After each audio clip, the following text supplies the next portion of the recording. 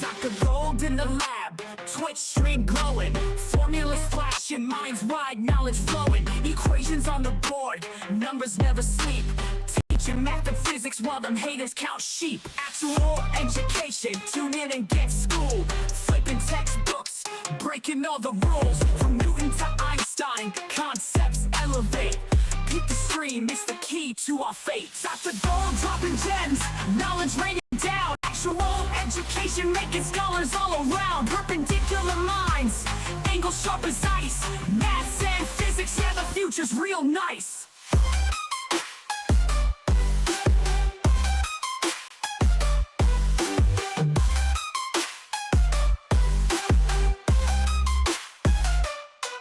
Got the Pythagorean triangles about to flex. Quantum theories on deck, breaking all the specs. Relativity theories, worlds getting small. Grasp the universal laws, standing tall. From the atom to the cosmos, we rolling deep. Grazing up the stars, no time to sleep. Black holes and supernovas, concepts we unfold. Brain power heavy, yeah, that's Dr. Gold. Dr. Gold dropping gems, knowledge raining down. Actual education making scholars all around. Perpendicular minds, angles sharp as ice. Maths and physics, yeah, the future's real nice.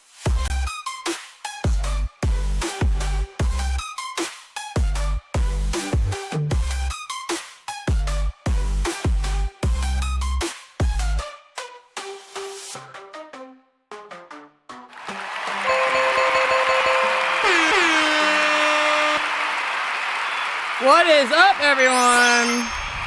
Yeah, we gotta thank Sensation for that intro, dude. Yeah, Sensation made that. Good job, Sensation. No. Yeah, I figured, we were talking about it. It was gonna be a good idea to have. One second, let me make sure I'm sharing my screen. To have some sort of I guess a little waiting screen while things load in. So yeah, no, it's very cool. What is this intro, right? Yeah. It's apparently made with AI. Maybe Sensation can explain to us how they made that. What's up, Sensation? Oh no. Oh no. Oh no.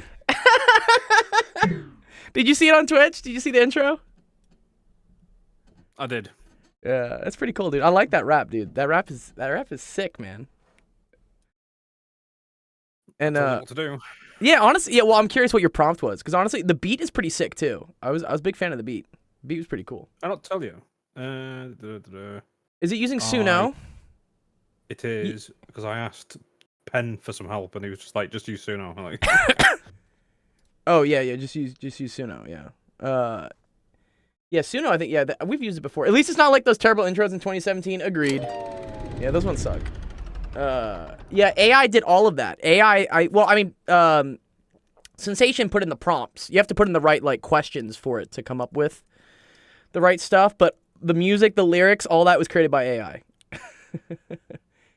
The video I kind of edited. That's I have a bunch of gold visualizer stuff from when I do raves, so I just put it as a backdrop. But yeah, that song is sick.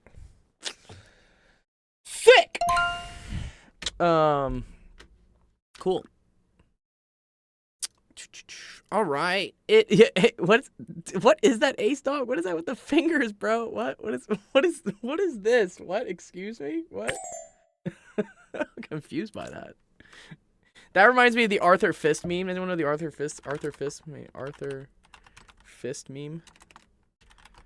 Yeah, let's see. This one. This is the one I'm thinking about. When Arthur's about to choose violence or something. Anyways, it's election day. Super interesting. I know some of you students are not old enough to vote, so I guess I know you're kind of like, well, how does this affect me? Well, it will in the future, unfortunately. Anyways, yeah, so we're gonna do some math and science questions to help you guys out. But if you want to just see all the fun election stuff going on, Penn Center, one of our streamer friends, is doing I think he's doing a marathon stream today, probably 8 or 9 hours. Let's see, I think he has her somewhere. Twitch, and I think he's at Penn Center. Let's see if he's live yet. Let's see what he's up to. I'm just curious. Oh, he's not on yet. Oh, Penn Center. I thought he was on the calendar. Yeah, if you ever want to figure out when all our friends are streaming, just put !Cal, and that should come up with the calendar. So let's see. I thought Penn Center was on today. Yes, super special American election stream. All right, he's probably just a couple minutes late. That's okay. But yeah, we'll be either rating him or Zach after this. So be sure to drop by. We'll be partying in his stream to celebrate the beginning or end of democracy. I don't know which one. Oh no. Anyways, okay, cool. All right, we got a lot of questions today. So let's run through them and start off the stream. Welcome everyone, Office Hours, memes, Dr. School, Sexual Education, stream of healthcare, math homework, science homework. Nice. All sorts of fun stuff. Sensation Black, 5 stream streak. That's sick. Nice, dude. That's dope. Okay, let's see. We got some questions to go through today. Addy, I think you're up first. Let's see. Number 11 and number 12. That's what he needs help with. Let's see. Ooh, this looks like some geometry. Oh, no. I need to erase this. At least it's triangles and not circles. I really don't like circles. I'm not a fan of circles. I need the smooth brain for this. What's a SpongeBob? Okay, cool. All right. So let's try to go through this one, Addy. It says, find x and the length of each side if triangle ABC is an isosceles triangle with AB equals BC. Oh, that's pretty fun, actually. This is actually a pretty challenging question, Addy. So yeah, isosceles is the key word here. Isosceles means that two sides of the triangle are the same. Ace has been here every single... Oh, wow, dude, congrats, dude. I think the most we've seen is 100. I think Ethan had a streak for 100 streams at one point. Yeah, it was insane. But you're moving your way up there. Okay, so they're saying this side is equal to this side. Okay, so this side is equal to this side. Okay. And they want to find the length of each side. Equity had one as well. Yeah, Equity had a super big streak as well. You're right. You're right, Ace. He did. Okay. Bum, bum, bum, bum, bum. How do we do this one, Addy? I got two sides of a triangle. Oh, look, this thread again. Team Rocket. I appreciate all the memes. Pigeons, fuck the streets. Dude, what about justice for Peanut, the poor squirrel, dude? Has this made its way into your news cycle yet, Sensation? About them like euthanizing this dude's pet squirrel? Yeah. Peanut, yeah. Peanut, yeah. That was the end of democracy. That was the end of democracy, right? Although, to be fair, like, apparently he had like he's had the animal for like 7 years and never registered it as a pet, and it's a fucking rodent. So, like, I know it's cute and everything, but it's a fucking squirrel. Like, certain states have rules about like what you're allowed to have as pets. And things that carry diseases are usually not a good idea. Also, wasn't he running like an OnlyFans? There's some interesting stuff here. We'll read into it later, but yeah, it's it's a little weird. Okay. So we do 4x minus 3 equals 2x plus 5. Yes, we do. Yeah, so we know this side is equal to this side, so we can set them equal to each other. Cool. So 4x minus 3 is equal to 2x plus 5. Cool. That's not too hard. Yeah. All right. What do we do next then?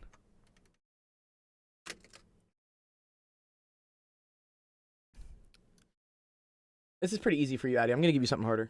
I know you're smarter than this. Solve it so we get X. Yeah, it's all right. You don't have to pretend to be stupid. It's okay. I know you know how to get the answer. Yes, you subtract 2x, you add 3. So you get that, yeah, 2x is equal to 8, x is equal to 4, and yeah, cool. Easy, you just plug it in, right? Okay, cool. So then this is 13, this is 13, and then this is 6. Yeah, nice. Okay, cool. That makes sense. All right, but let's give you an actual question. I appreciate you submitting something, but I know you already know how to do this. Let's see. And I always tell students, like, the point of this is for you to learn things that you don't know. What is this? You have to go back. What? What's with that? I don't get that. It's the Reddit logo. Oh, I know it's the Reddit logo, logo, dude. Yeah, but what does it mean, dude? How's it go? How does it work? Whenever someone talks shit, you just like, no, back to Tumblr. Oh, back to Reddit. Yeah. We say that on 4chan a lot. We say, go back to Reddit. Yeah. Yeah, no, I get it. I get it. I'm not gonna do that. Dude, there was that one question that someone submitted that was absolutely insane. Remember, there was like an 8-minute YouTube solution for it. I was like, I do not want to do that. No. Let me look through the other questions people have submitted. I think there's usually like a good triangle question here somewhere that someone's done. Ooh. Yeah, I like this one. Uh-huh.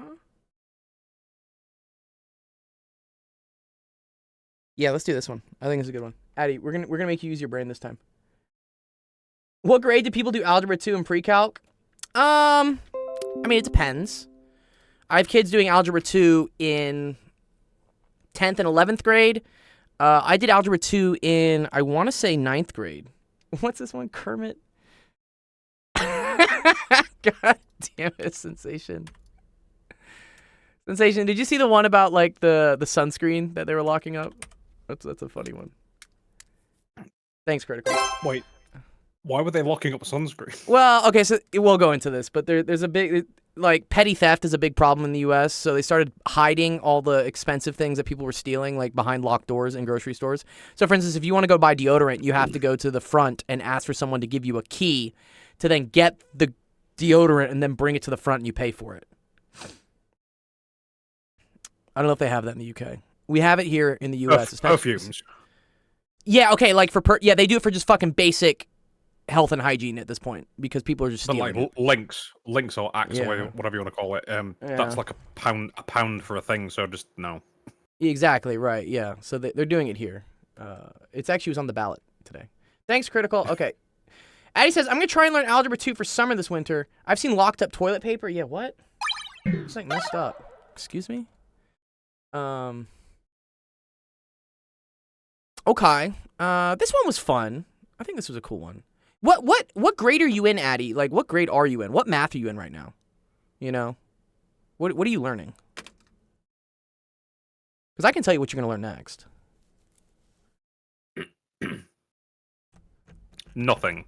Nothing. Absolutely nothing. You will learn nothing and you will like it. It's very sad. But you're doing geometry. Okay, great. Okay, cool. All right, so this is good. This is a geometry question. You should know how to do this. In 8th grade, supposed to do algebra, but doing so usually you do algebra before geometry, right? It's algebra, geometry, then algebra 2, I believe. Yeah, right? Okay, cool. Yeah, that's what I thought it was as well. Ooh, nice, Sensation. Yeah, Sensation, did my description update on the YouTube live too, by the way? Is it correct now? I didn't know it was wrong. Oh, well, no, there should be a link there so people know, like, to join the Discord. Like, if you go to the stream, I don't know. Like, in school, I'm doing algebra. Oh, I see, but you're learning geometry on the side, Addie? Is that what you're saying? You're, like, trying to get ahead? Okay, that's cool. All right, let's try to do this question. This is a good geometry question, actually. I forget if we needed trig for this. Did we need trig for this? I don't think we needed trig for this. Yeah, I'm pretty sure we didn't. Okay. All right, so they say use the information given to find the length EC. Yeah, I don't think so, Cosmic, right? Yeah. Yeah, just, okay, good. So here's a good question, Addie. Do you know how the Pythagorean theorem works?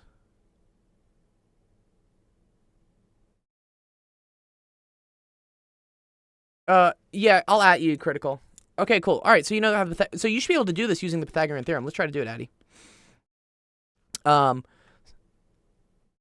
A squared plus B squared equals C squared, right? Yeah, correct. Nice. Yeah. Yeah. A squared plus B squared is equal to C squared. And even more so, do you know about the triples? Have you seen these things before? 3, 4, 5, 5, 12, 13. And then what was the other weird one that there was? What was it? What was it? It was like 5, 17 something.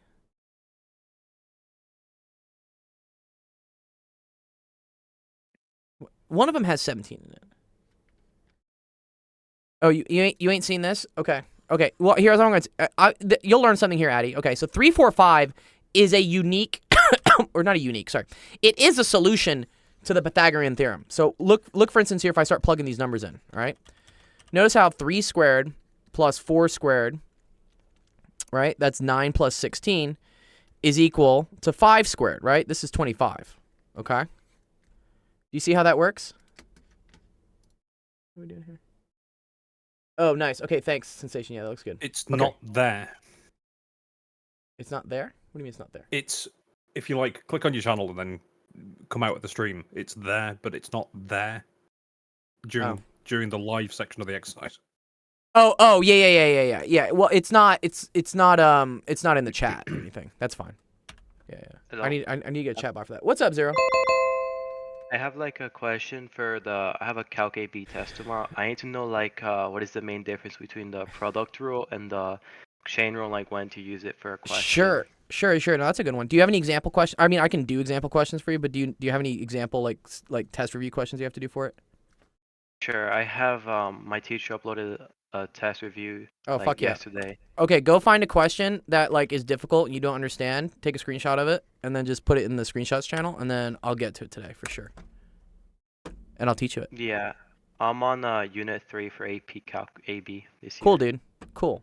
Yeah. No, we'll go through it. Yeah. I got a little bit of a queue of students I got to work through, but I will stay on streaming late tonight, so I'll get to yours for sure. Just make sure you get entered in the queue somehow.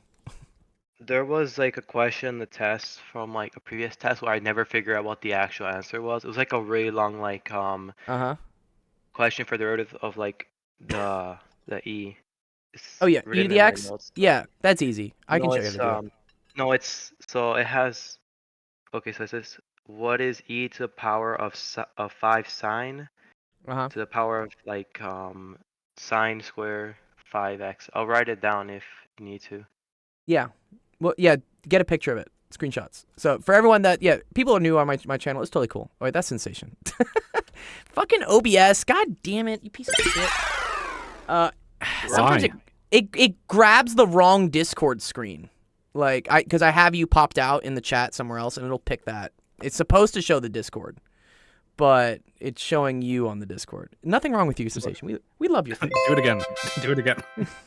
Where can I submit the? Hi, everybody. Where can you submit it? Yeah, it's called Help Screenshots. There's a channel in the Discord called Help Screenshots. Help screen. It will only let you post screenshots. Yeah. So don't try to post text in there. It won't let you do it. Look here. Right. Yeah. What do we got here? What do we got? It's oh, this, the this key Prince. here. Yeah, we went over how that button is actually kind of dangerous for me though, because I have so many monitors. All right. Anyways, let me help Addy, and then I'll get through everyone's questions. Don't worry. All right, Addy. So we have 3, 4, 5. That is a solution to the Pythagorean theorem, which means if you have sides of a triangle, Addy, that are 3 and 4, the hypotenuse, right, which is always the longest side, is equal to 5. All right. Good job, Zero. I see it. Yes, exactly. And also the cool thing here, Addy, is that multiples of these work as well. Okay? So if I multiply this by 2, 6, 8, 10 is also a solution. And then if you multiply it by 3, for instance, right? 9, 12, 15 is also a solution, and so forth and so forth. Yeah, you can keep going. These all work. If you want to see like why that is, it's actually kind of cool. Yeah, it's not that it will be equivalent, it's that it'll work out. So look, for instance, so we know that 3 squared plus 4 squared is equal to 5 squared, right?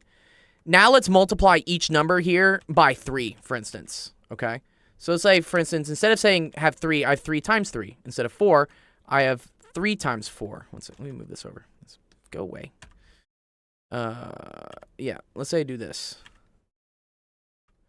And instead of 5, I have 3 times 5. But these are all in parentheses, okay? The cool thing here is that 3 squared, right? This is like 3 squared plus 3 squared equals 3 squared, and then you have your original numbers here. So 3 squared, 4 squared, 5 squared, and then so all the 3 squareds go away. These all go away. Bing, bing, bing, okay? And you get your original expression, okay? That's why multiples of like 3, 4, 5, 6, 8, 10, 9, 12, 15, these all work. So if you're ever doing things with triangles, try to look for these patterns, because I guarantee that your teachers are using one of these, because teachers want to be able to grade things easily, so they're not going to put weird numbers in it, you know? No. Unless, like, they're choosing violence in the morning. But, you know, usually they're not. So, yeah, for this one as well, right? 10, 24, 26 would work. No. And then, like, 16, 30, 34. You really only have to know these two. This one, like, sometimes comes up, but this one comes up a ton. Okay. Anyways, let's look at this triangle right here, Addy. And they're asking us to find the length EC. All right? EC is going to be this length right here. Okay? We're trying to figure out what this is. And what we know, right, is that this angle right here is a 90-degree angle, okay? That tells me that this is 90 degrees, this is 90 degrees, and this is 90 degrees, and this is also 90 degrees.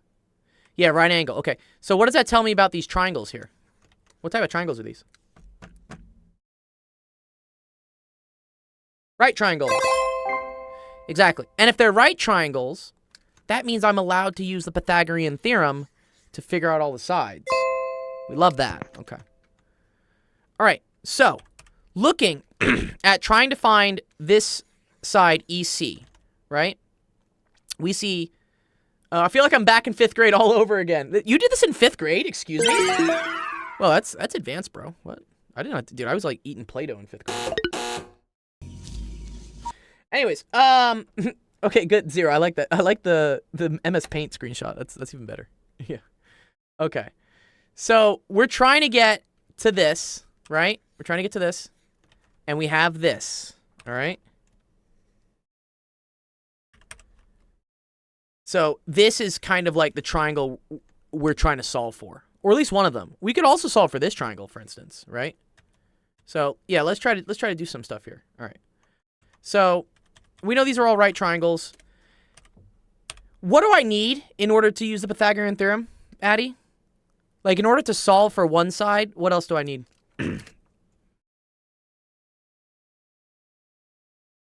You need the legs, right? Yeah, you need two other sides. You could have the hypotenuse.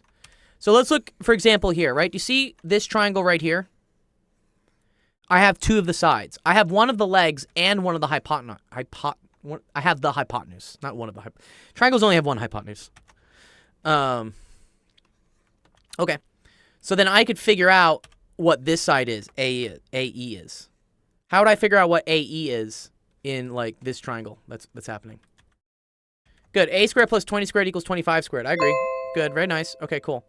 So, yeah, I know this. So, A squared plus 20 squared is equal to 25 squared. Okay. Now, without using a calculator, Addy, do you know how you figure out what this A is? You're not allowed to square anything. You have to just kind of look at it. You forgot? It's okay. So, let's look. This pattern here. A2025. What does that pattern look like? No squaring it. You're not allowed to square it either. No. You could, but I want you to see the fast way to do it. Okay? If Trump doesn't win, we're cooked. Oh, man. I don't know about that. I don't like the fear-mongering on either sides, you know? They say if Kamala doesn't win, that, like, everyone's going to get raped and can't have an abortion. And then they say if Trump doesn't win, we're all going to, like, get killed by illegal, you know, whatever. I'm just like, y'all, like, chill.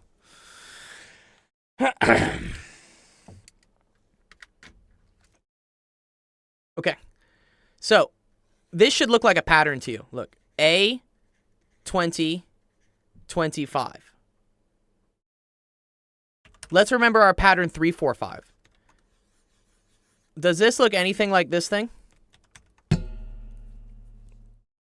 Good. There you go, Addy.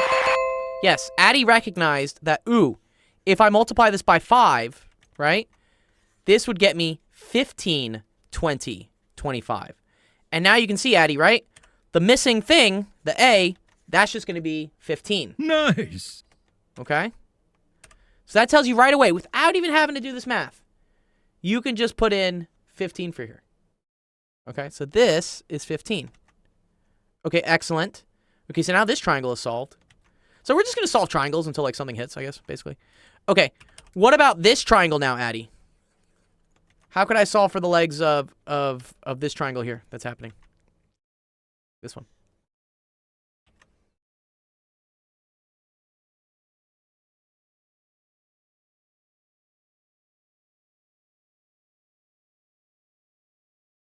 Good. 17 squared equals 15 squared. Good. So you have 17 squared is equal to 15 squared plus b squared. Okay, fine. Does this look like any of our patterns?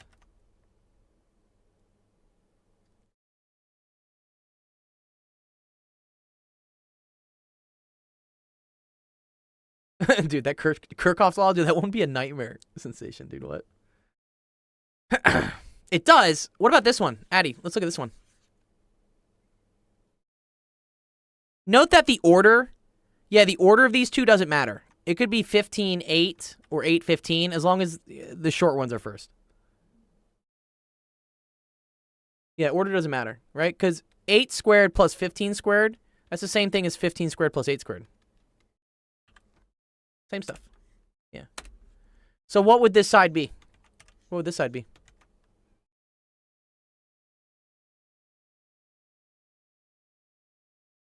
Eight. Excellent, Addy. Yeah, so this side is 8. Okay.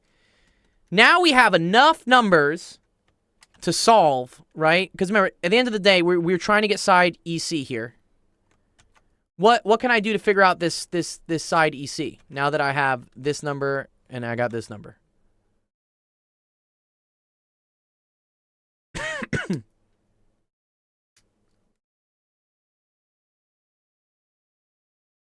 We're trying to get side EC.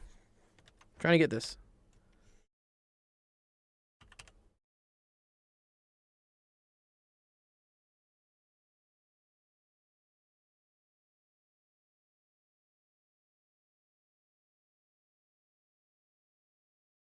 We solve for the DEC triangle. Exactly. Good job, Addy. Yeah, exactly. This is now the triangle I'm going to solve for. Okay, how am I going to solve for it?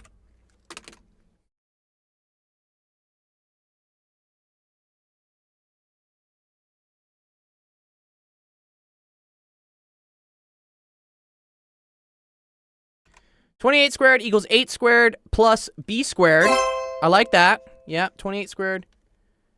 No, that's right. 8 squared plus b squared. I agree with that, right? Small side squared equals big side squared.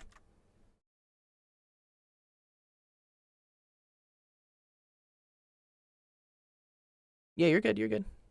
Okay, this one, unfortunately, is not any of the nice patterns that we know. So you just have to do this by hand. So, yeah. So we this one we can't, like, not cheat, but we can't take a shortcut. So we got to do 28 squared. That's equal to 784. Equals 64 plus b squared. We can subtract the 64. And then we can take the square root of that to get our final answer, which is 26.83. And you're done. Nice. Good job, Addy.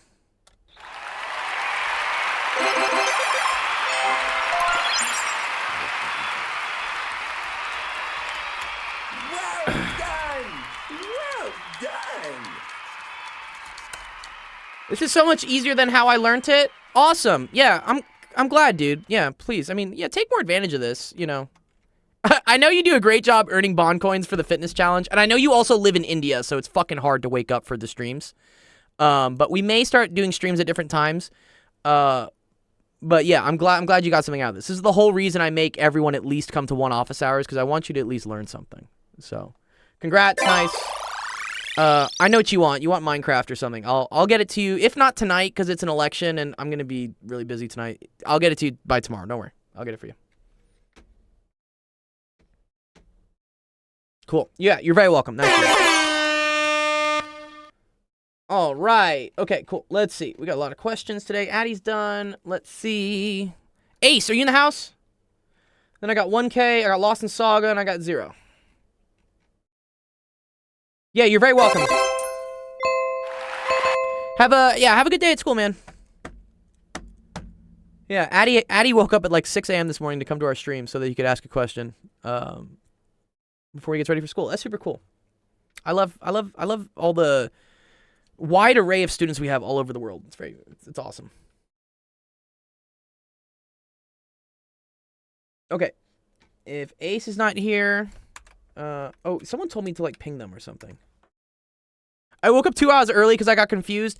No, you're totally okay. Addie, and I appreciate you doing that. Yeah. It's because, well, first of all, you're in a weird time zone. Your time zone is like a couple hours and a half. Like, it's super weird. Usually time zones just add an hour or two, but yours adds like a half hour. And then to make matters even worse, Addie, last week we had daylight savings happen, which fucked up all of the schedules on Discord. It's super annoying. I noticed that too. When you said like, wait, it says it's in an hour, I'm like, oh, that's wrong. So I went and I fixed it. It's all fixed now, but thank you for pointing that out to me. I forgot that Discord still doesn't fix the times for events past daylight savings. They really should. Yeah, UTC plus 5.5. Yeah, it's weird. What? All right, what's up? 1K is here, or I'll do Lost in Saga, or I'll work with Zero. You know what, Zero? I'm gonna work with you right now, just because you're here. Is that cool? Sounds good. Nice, let's do it. All right, cool. Let's go. All right. Okay, 1K. I'll work with you. Work with you next. Let me work with 1K with Zero. He's here. Okay, this is a weird one. Yeah. I believe this is going to be a chain rule, is what this is. You were asking like when do I use the product rule and when do I use the chain rule?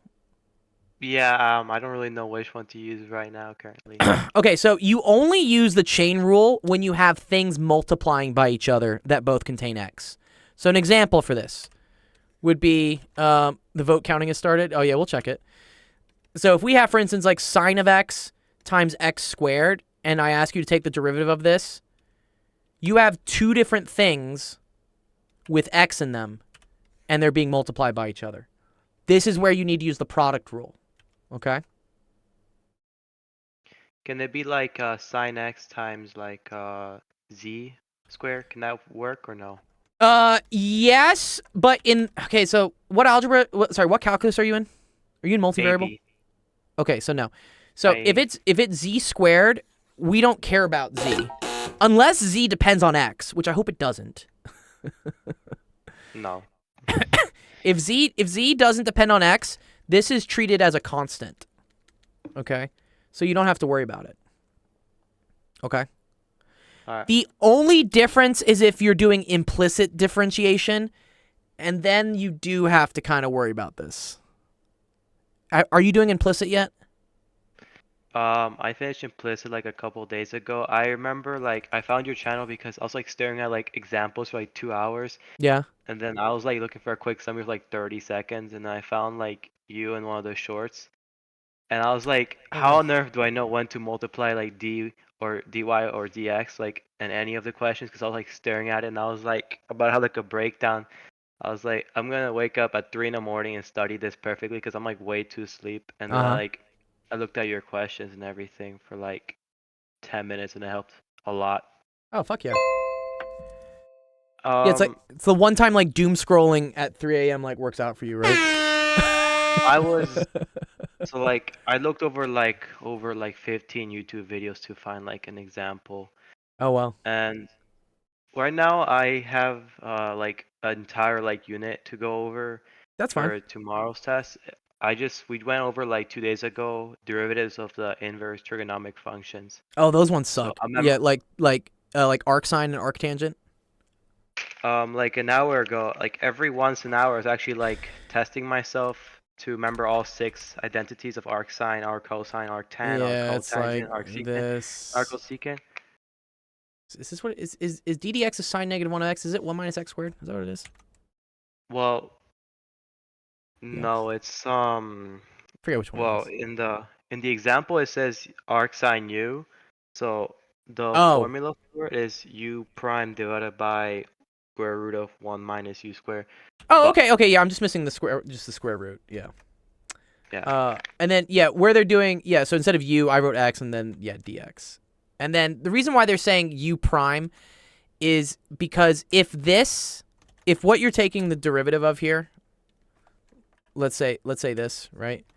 Has a bunch of like whatever stuff in it, you have to also take the derivative of what's inside afterwards. That's why the thing is this. It's 1 minus u squared, and then they say like u prime.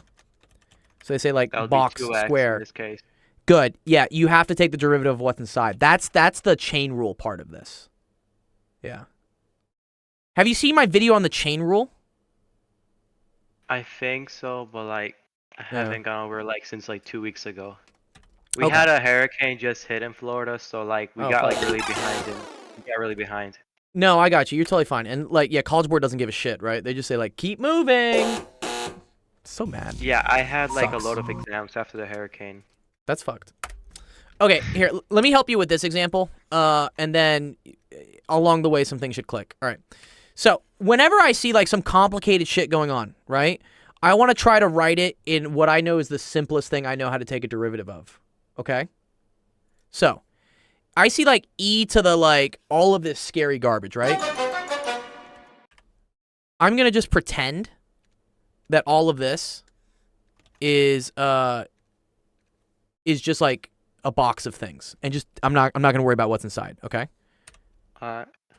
What do I know is the derivative of e to the something? It stays the same, I think, for the derivative, because like e to the x derivative Good. is e to the x. Good. It's e to the x, right? So it's e to the same thing. But then you have to multiply by the derivative of what that thing was that you ignored. This is the chain rule. Yeah. So you pretend whatever's inside here, you don't even look at it, and you say, okay, what's the derivative of e to the x? The derivative of e to the x is just e to the x. So the derivative of e to the whatever the hell's in here is just e to the whatever the hell's in here. But in doing that trick, in doing that, like, you know, you have to pay it back. You still have to take the derivative of what's inside of there. Okay? Yeah, I think it's like I think you first do the sine square and turn it into a cosine square, right? Well, so this is actually this is gonna be this is a double chain rule, unfortunately. Like your teacher really messed with you here. Okay. There was an example that I saw. No, like, no. a s- It's of, tricky. like, This is what this is a double chain rule.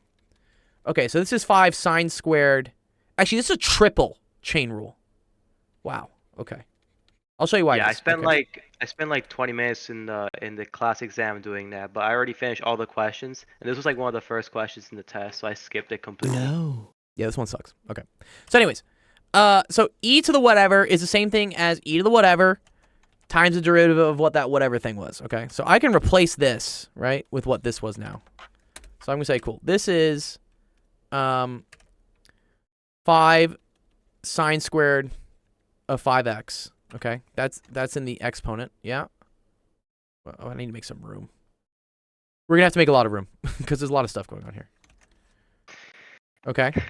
And now I go to work on just this. Okay. So don't even worry. Don't even look.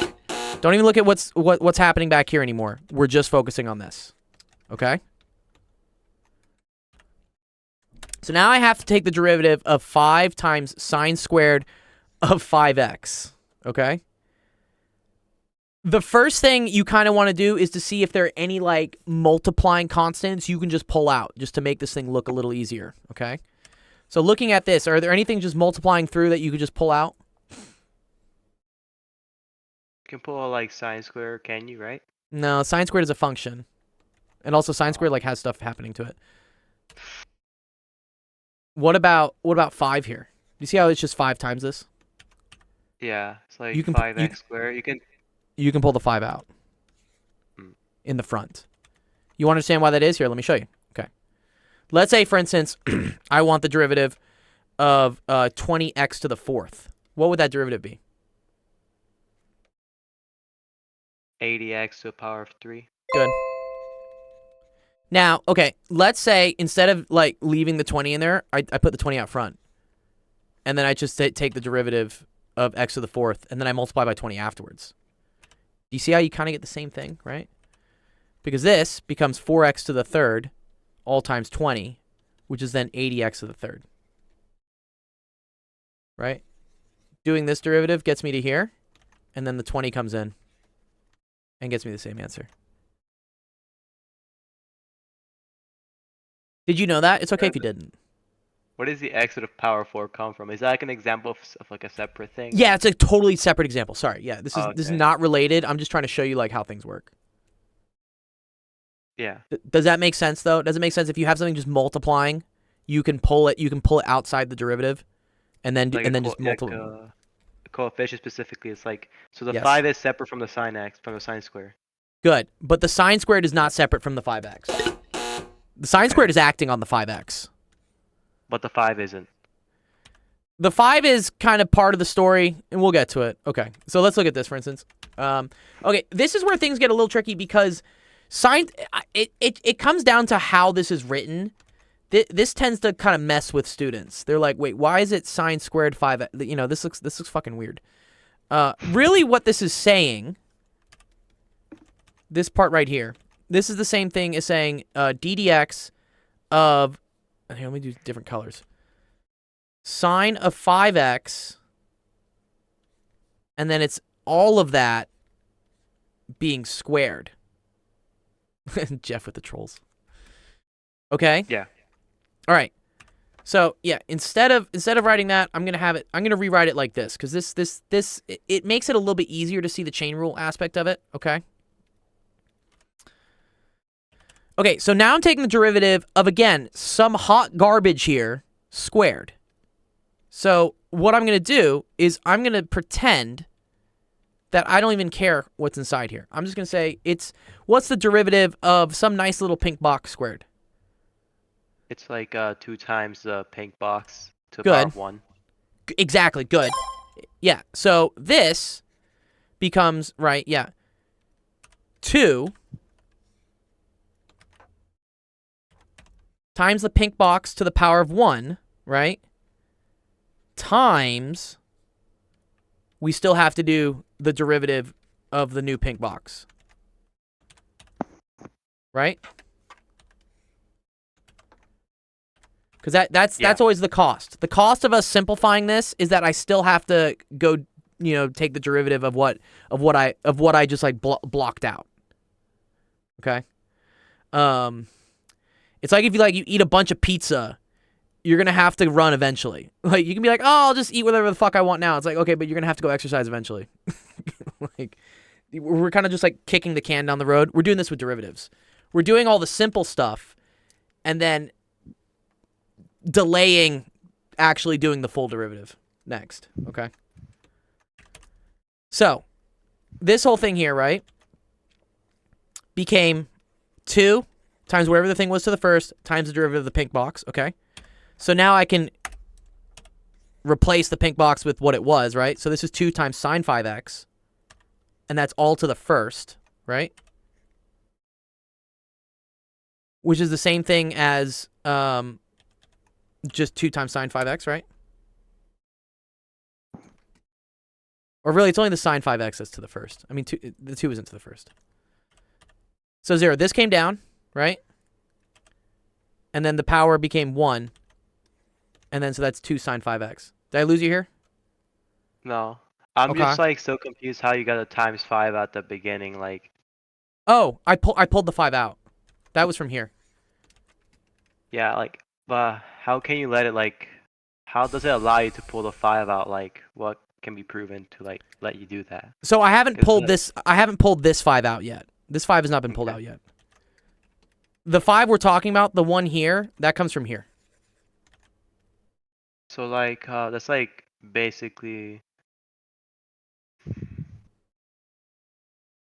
me think about it. So, It's like. okay.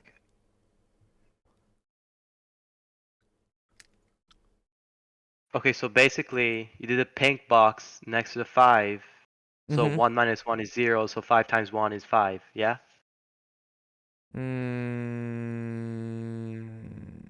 Wait, say that again?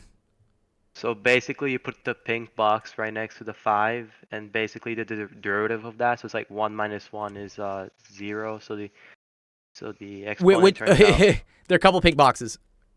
Box 1, 2, or 3. Which one? Like, okay, so the original question right here, the e to the 5 sine square 5, Yes. that right there. Yes. Let's say like you put a pink box right next to 5 completely. Oh, okay. Okay. I see what you're saying. All right, you're saying if I did So like 1 minus this- 1. Yeah, 1 minus 1 is 0, so that turns into a 1, and that's 5 times 1 equals 5. That's what we did, right? where are we getting the 1 minus 1? Sorry. Because everything in total is like to the power of 1 for the sine square 5x to the power of 1 entire thing. And then like you Uh-huh. did 1 minus 1, so it turns into like to the power of 0, it turns into a 1 always, so it's gonna be 5 times 1.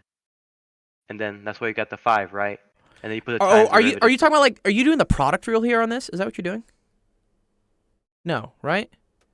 No. No. Yeah, Jeff is Let me right. write it down Mistaken real use of quick. Yeah. I'm curious. it. I'm trying to see where you're getting the 1 minus 1.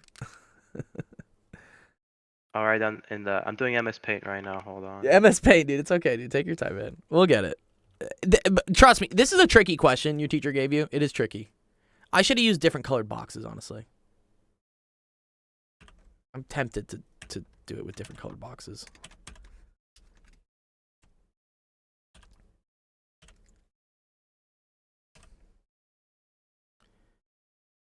I have a lab report due today, and I cannot even read my lab partner's handwriting. Blame the fact that no one uses handwriting anymore. Why don't they type it up? Hold on. Okay, I'm gonna send it like right now. You're good. So circled is what like I'm doing the derivative of practically. It's like 1 minus 1, 0, and then this turns into a 1, and then you put times dy over dx, and that's what I got here. Okay. Yeah, no. This is wrong. This is not all to the first power. Really what's happening here, this right here, this is sine of 5x all to the second. Yeah. It's not that this is to the second, this is to the first. It's the whole thing is to the second power. That's what's confusing about sine squared of 5x. They write it like this. They write sine squared 5x like that. But really what this means, this is the same thing as sine of 5x times sine of 5x, which is the same thing as sine of 5x all squared. That's what this thing means. It's not this is this is this. That's wrong. Yeah. This fucks with Yes. kids. I get it. I know I Can I don't. see the process one more time real quick? No, we're gonna entire process. run through the whole thing because I was using the same colored boxes for things and that's confusing. Okay. Can you go back to the colored boxes real quick? Yeah, I was gonna do new colored boxes because this gets kind of confusing because they're all the same color. The only thing I didn't understand is where you get the times 5 times the derivative. Oh, right here? Yeah, that's the only thing I didn't understand. Oh, okay, cool. Let's just wipe this. All right, fine. Okay. So, e to the this, right, is e to the this times, and then it's ddx of whatever this was, right? So that's ddx of 5 sine squared of 5x.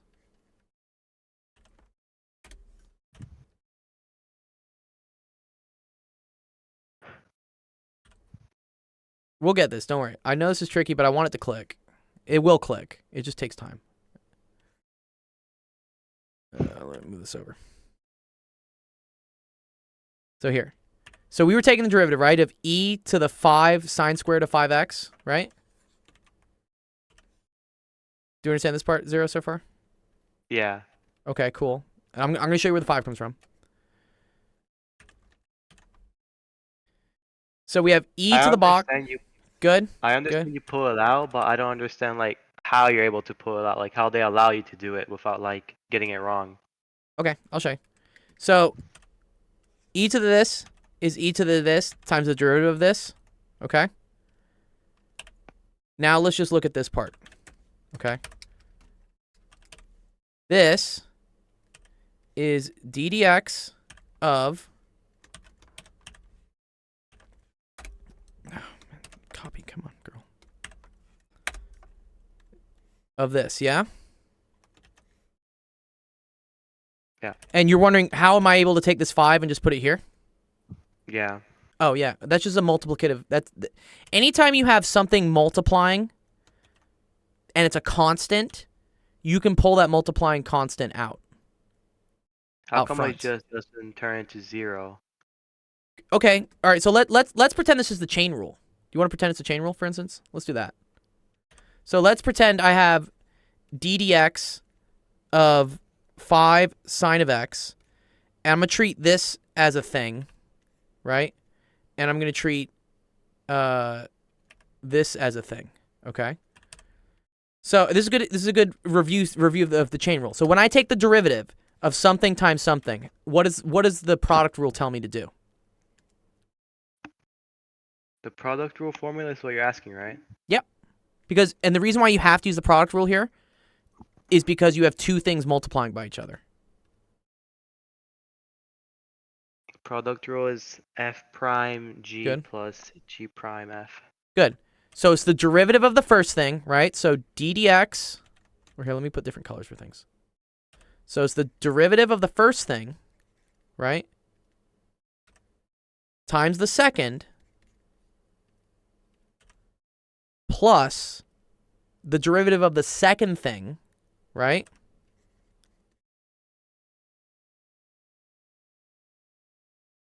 Why is dxy not dx dy?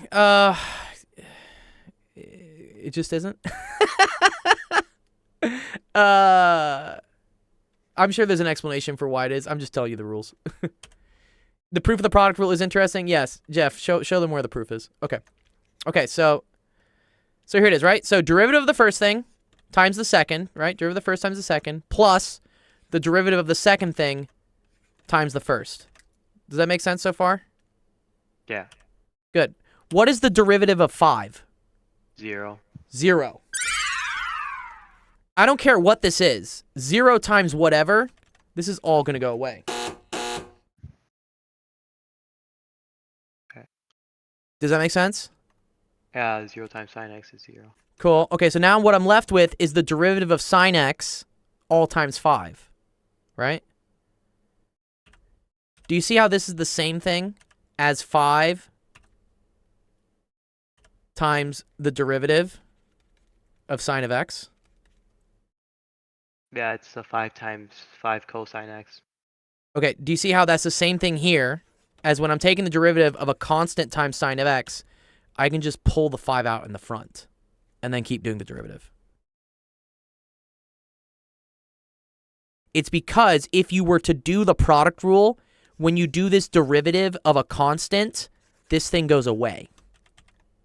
And you're just left with the constant being multiplied by the derivative of the rest of it.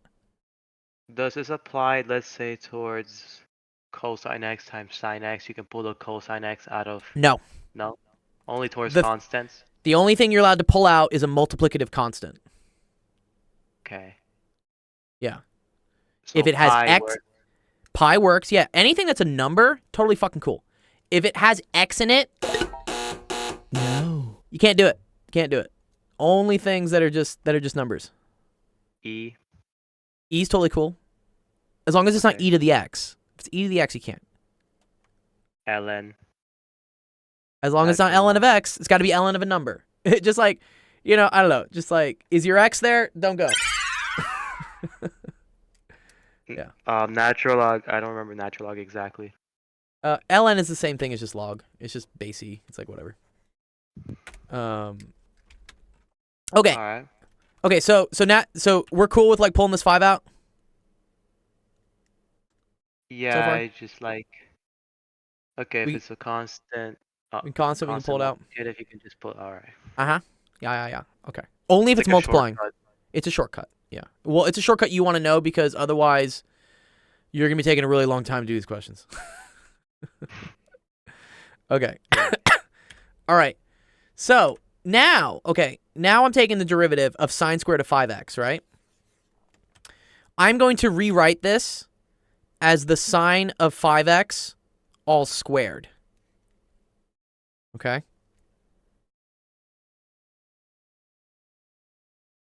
Just because it looks better to me, okay? Now, what I can do is I can say, okay, this looks, again, confusing. I'm taking the derivative of sine, and it's also sine of 5x, and then also all that shit's getting squared, right? So I'm again just gonna like put a bag over my head and say like I don't want to look at that shit. I'm just gonna call it a box. What's the derivative of something to the second power? 2 times. Can you like possibly undo like what you erased? Because I want to take a screenshot of that because I might forget about it. I'll take a screenshot of the whole. Oh, which part? Like the thing you were explaining about the constant operative. Like I want to take a screenshot so I can like memorize, so I can like not forget about this. that. Yeah, you control Z or no? No, it's gone. Oh man. Oh, here, I'll show it to you real quick. It's what was it? Okay, ddx of 5 sine x. Okay, that's ddx. It's not gonna have the colors. Sine x times.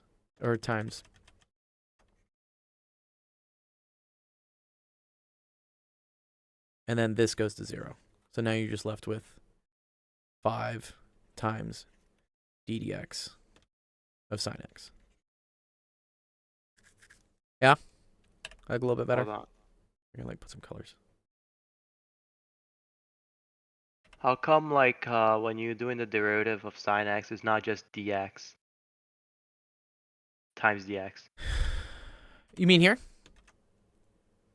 No, like you said like in the implicit differentiation, you said it Yes. would be sine x times dx. It would be, yeah. But we're not doing implicit here. We're just doing straight derivatives. If I'm doing implicit derivatives, then yeah, I need to write like it would be sine of x dx. Yeah, you're right. I would need to do that. But this is not implicit. Implicit is when you have the variables kind of all like schmattered about, and like for instance, you have like y's and x's like connected with each other on both sides. Like this. And you're like taking derivatives over. You're taking like what I call like half derivatives because you're not doing the full thing yet. And then you're rearranging things to get dy over dx. Here in this example, like how this is working, I have y is equal to 5 sine of x. So when I say dy dx, I don't need to account for y popping up anymore, and I'm just literally just doing fucking move. ddx of this. So this the where I would usually put dx, that's already been taken care of.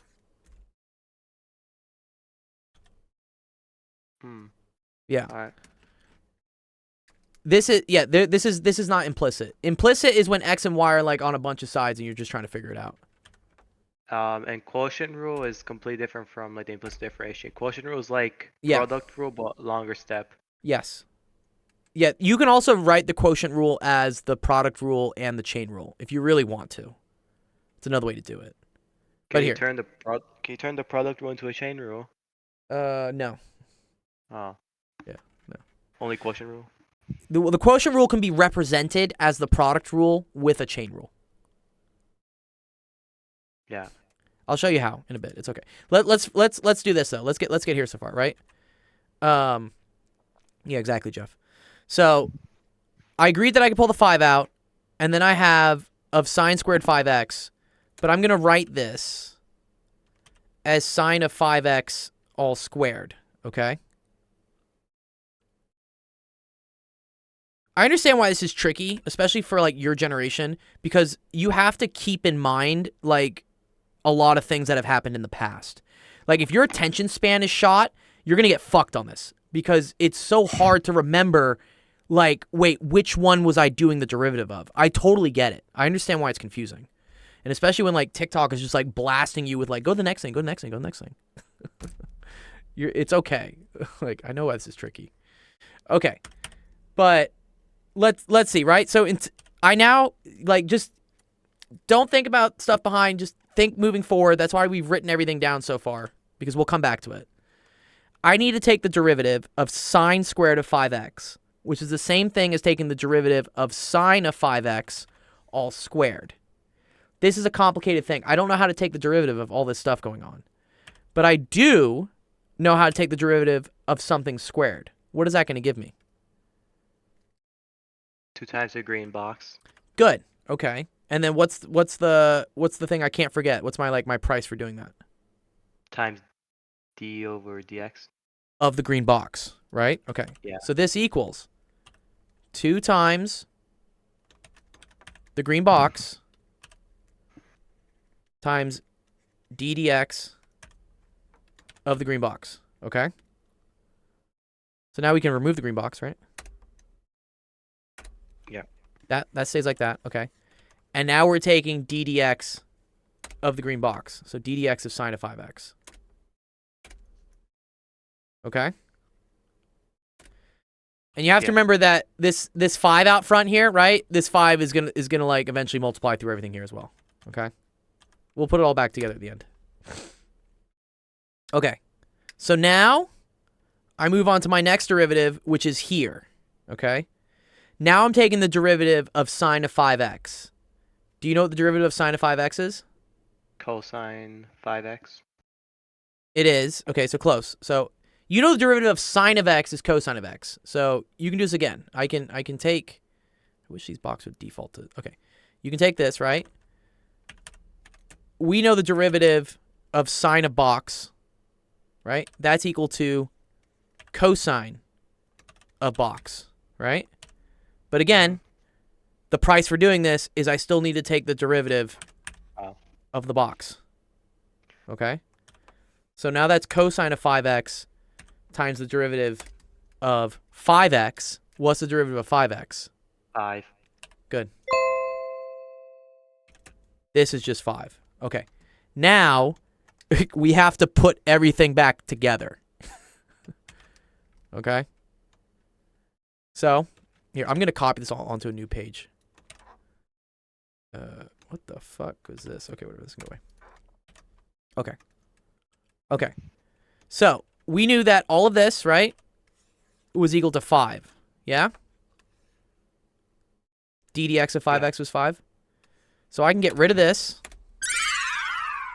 and pull up the 5. Okay? Move. Okay. Which is the same thing as 5 cosine of 5x, right? Yeah. Okay? Now, all of this, right? The d dx of sine of the box and all of that, that's all this. So all of this now goes away. And this comes up. Okay?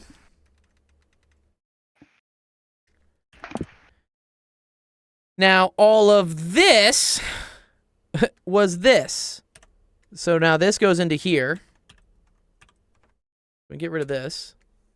So d dx of sine of 5x squared, right? That was all of this. So the 5 is going to be multiplied by the 2. So that, well, we'll just leave it as 5 for now, okay? And then all of that was my d dx of this pink box, right? So then all of this is going to come up here. Okay? And then we can remove what this pink block was. So then this is your final answer. Oof. I know. So this is where you can start combining some things. Do you see how I have like 5 times 2 times 5? Yeah. So that's going to be 50. And then you have e to the 5 sine squared 5x sine of 5x cosine of 5x. And then this is your final answer. I have like another question, but I have to walk my dog, so like I'll have to be back You're like in you're 30 totally minutes. cool. Yeah, I gotta help some other students too. Yeah. Does this make a little bit more sense to you? Like you have to keep going. This is a very cruel question, by the way, because did you see how like it was a triple chain rule? You had to like keep going down, down, down, down, down. Yeah, Until you the got to the test end. was 4 questions, so that was 25% of the grade. And I seems like- understand. Yeah. Well, your teacher's lazy, and they just want to put like one super hard question. Wait, sorry. Did you find me on TikTok or YouTube? YouTube. Okay, here. I'm gonna give you my I'm gonna post the link to the chain rule question that I did it in. Where was it? Here we go. Chain rule. Here we go. Complete guide using the chain rule. Cool. Yeah, I just reposted this one a day ago. Here's how to understand the chain rule. But here's a 3-minute thing where I go through like using the boxes and whatnot and how it works. And you can actually see I kind of use, I think, a similar question to what you had, which I think was, yeah, do you see here? I did sine cube 10x squared. Yeah, the only thing I was missing was like an e to the x in there. Yeah. Okay. So watch that video a couple times, late at night. Might help out. And then I'll attach the PDFs of these as well so you can have them. And then, yeah, feel free to come back. I should still be streaming, and we can go over more stuff. Is that cool? When are you gonna stop streaming? I have to stop streaming in 2 hours. I have to. I have a hard stop in 2. But I'll probably be streaming at least another hour and a half. All right, I'll be Cool. back. All right, cool. All right, good job, man. Yeah. Go walk the dog.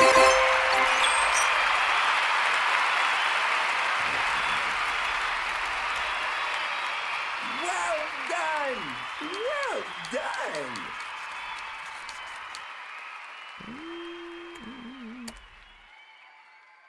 Nice. Okay, cool. Ooh, that was it's a hard concept, and honestly, that's a tricky question. That's a triple chain rule. Like, why would you give a triple chain rule? Man, just like not nice. Okay, let's see. Who's saying Predict has Trump at 60% now? That's interesting. I thought they had him at 50 earlier today. How? Are they basing this off exit polls? Exit polls are terrible. No one's going to admit they're a racist. But I guess if they're Z Kyle, so you can say Z Kyle. God damn it. Oh, this is just people betting. Yeah, if you want to see some interesting things on betting, right? We have a couple markets, right? Okay, so we got Predict It. Damn. Okay, that's pretty damning. Okay, let's see what Polymarket has her at. Keep in mind this is a little biased because it's Crypto Bros. Ooh. Oh, whoa. That is a spike. Wait, what happened?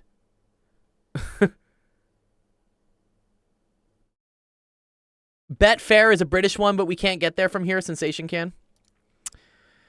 Damn, yeah. See, yeah, Betfair, I guess, is what we're looking for. Betfair.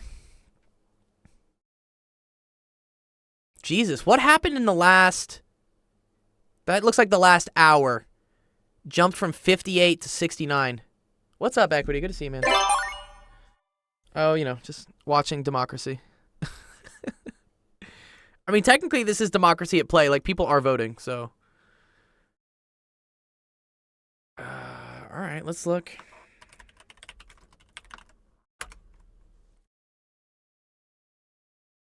Yeah, Trump's going to win? Well, I don't see any big upsets yet. Why is Texas going blue? Yeah, I know he has more votes, but so in order for Trump to win, he has to take swing states, right? Which means he needs to take Pennsylvania, which he is massively down in right now. We knew he was going to take Florida. Florida has been a safe thing for him. South Carolina and North Carolina are also big swing states. Yeah, the reason why Texas is weird is because they're probably counting all the cities first, which are very Democrat, very liberal-leaning. But Texas is a lot of land. So that means that there are a lot of people that their votes aren't going to get counted for a bit because they live in the, the countryside. Equity asks, why isn't there any info on Cali? Yeah, polls are not closed yet. It's 5 o'clock over here. So we still got 2 more hours before they close the polls. So they don't start counting votes until the polls close, which is in 2 hours. I do not know why they're giving it. I don't know why the betting markets are so high on Trump right now because he's losing in the swing states he needs to win. He needs to win Pennsylvania. He needs to win North Carolina. He needs to win Georgia. It looks like he's up in Georgia. Yeah, okay. We'll see. Exciting times. Okay. Texas is weird. 1K, do you want to do your question?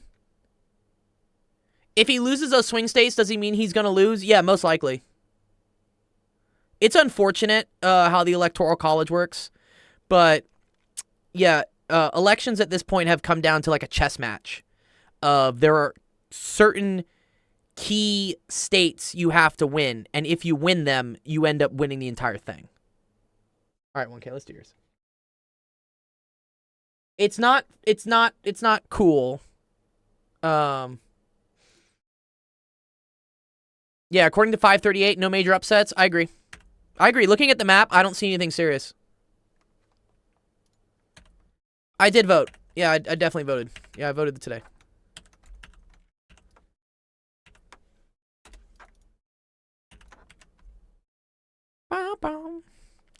Although, like, what I vote for president doesn't matter because California always goes Democrat. It's just so solidly blue. Are you allowed? Yeah, you're allowed to tell people who you voted for. I did not vote for Kamala, and I did not vote for Trump. I wrote in a candidate because I cannot vote for Trump. He's a terrible fucking person. But I don't support Kamala either. I don't support what the Democratic Party is doing. So, whatever. And people who get mad at me saying that a write-in candidate is a throwaway vote, voting anything in California is a throwaway vote because it is so solidly blue. It doesn't matter. I'll do yours next, Critical. 1K was first. Hillary was up 70% predicted, so you never know. Yeah. I don't know. But Critical, I think I will do yours next. Or, yeah, you are next. Okay. Did I say Kamala was going to be a good president? No, I don't think I said that. I mean, I think, well, I don't know if she'd be a good president, honestly. That's the problem. The problem is, like, I don't know very much about Kamala because she doesn't let very many people know about her. I do think she's the lesser of two evils in that she won't, like, start doing batshit crazy stuff. I can make some arguments that Trump is a better president because he actually does stuff. The problem is that the stuff he does, I don't agree with. So, yeah, it's like defining like, yeah, are you good at your job? And then, like, is your job, like, doing good things for humanity?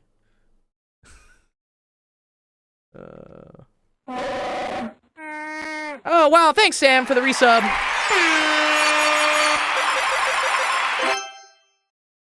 Yeah, Ace, I'll ping you. I pinged you earlier. I didn't know you were still here. Okay, 1K, how do we do this? Find the range.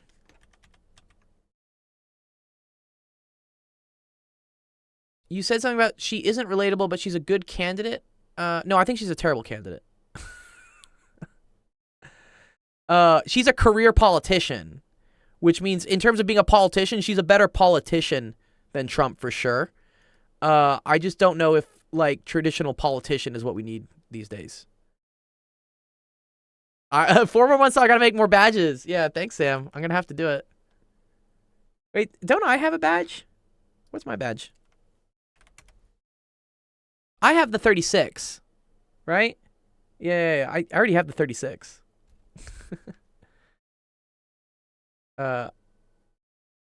Okay. Yeah. You'll get the 36. Oh, because I'll have to make another badge for myself. Yeah, you're right, too. Yeah. Okay. What is the range? Okay, cool. It's a good question, 1K. What's the range? What is the range of a function? How do we define the range? Thank you, Sam. I know Sam's back in the stream because Sam's making me drink. I'm going to be drinking a lot tonight.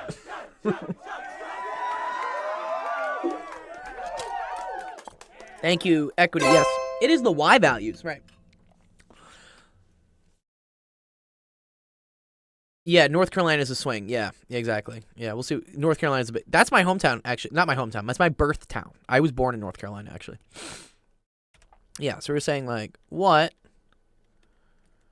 are the Y values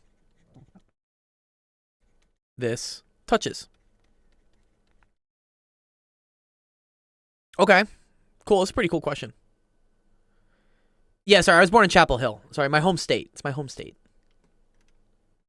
Jeff's always keep me honest. All right, at 1K, you gotta tell me. Equity's like, just get this fucking question out of here. He's like, I already know it.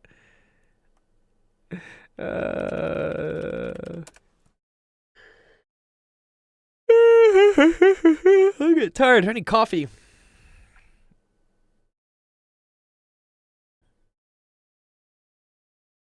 Zero to -9. Okay, close. I mean, 0 is all you see on the graph. I agree with that, right? You just see 0 here. Yeah, you just see 0 to 9. But really, this graph, like, keeps going up and up. Okay, all the way up. What's up, the workaholic?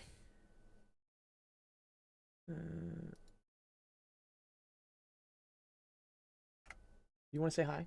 Okay, cool. You say why. What's up? So, you alright? What? Yeah, what's up? What's up, dude?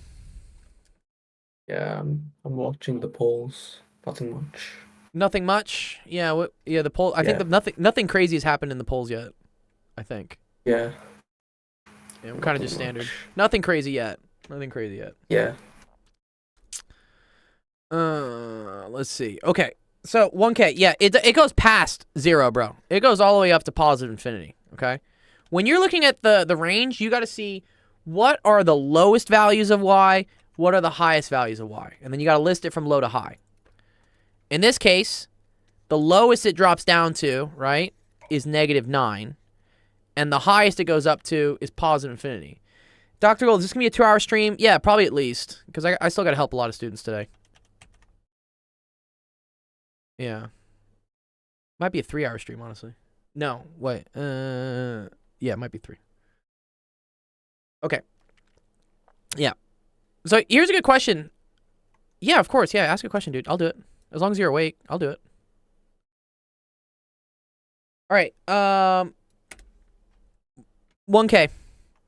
How do I write this in interval notation? Do you know how to write this in interval notation? Like going from -9 up to positive infinity? How do I write that?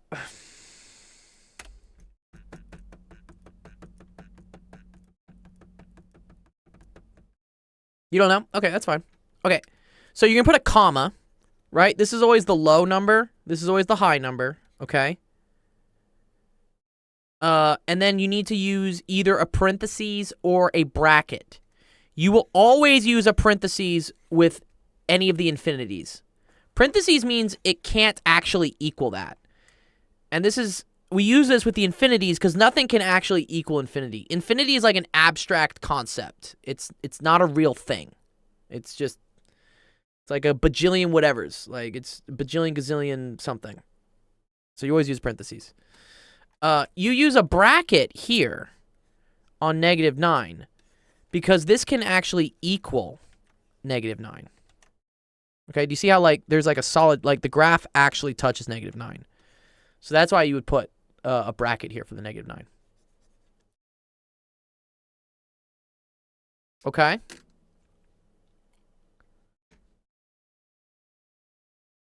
Does that make sense, 1K? I'm gonna give you another question because I want you to actually do it. Okay, no one help 1K. 1K's got to solve this on their own.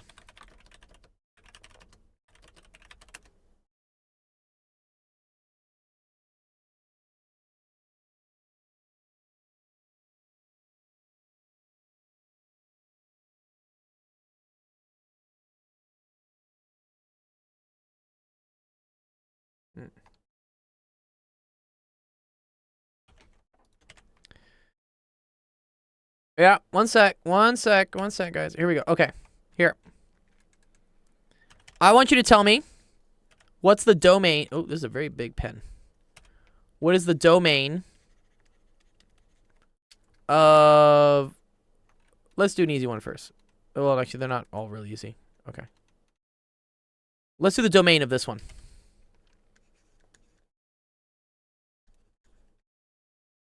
Or sorry, the range. Yeah, let's do the range. Well, you should know domain as well. How do we do the range of this one? Here, we'll put some numbers. This is -1, -2, -3. That's 1, 2, 3, 4, 5, 6, 7.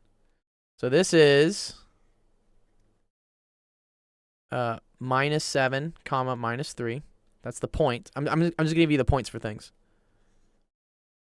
And then this point here, 1, 2, 3, 6, is 0, comma 6.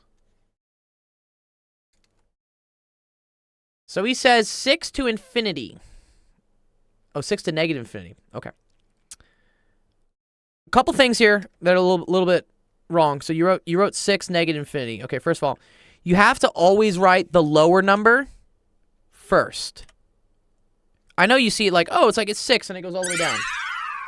You always have to write from bottom to top, right? Lowest number to highest number, okay? So you would want to write negative 6 infinity. Now, this is where this is tricky. It's technically not negative infinity because the graph here, 1K, the graph stops here. If there was an arrow, that would mean it keeps going down to negative infinity. Okay? Open circles mean not included. Yeah, thanks, Jeff. Okay. So this stops right here. Okay?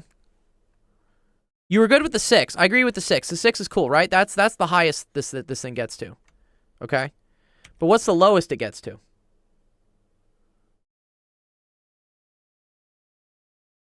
Cosmic's getting kind of close.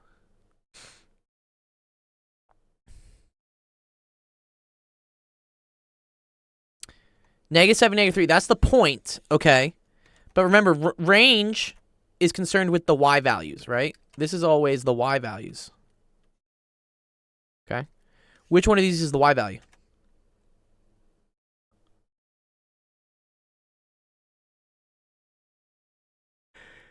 Hey, Cosmic, I think you want a bracket on both. 0, 6. Well, no, 0, 6 is this point, okay? The y value, right? This thing goes all the way down. Yes, I agree with that, yeah. This goes all the way down to -3. And it goes all the way up to +6. Ugh, can't move it.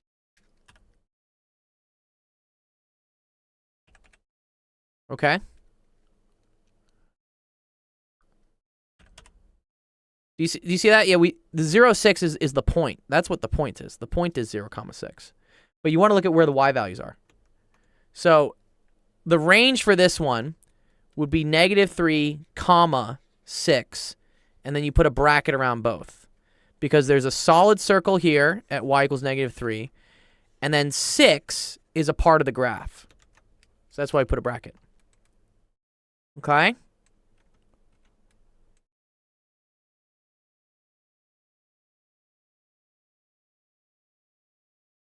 What about this one here? 1K.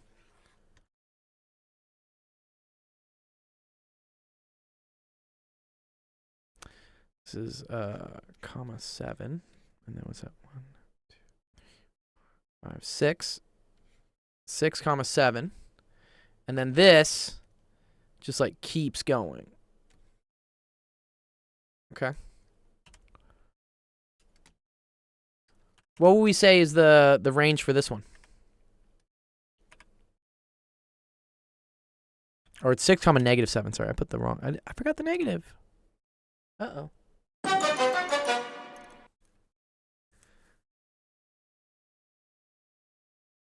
All right, how do I write this one, 1K? Where is it?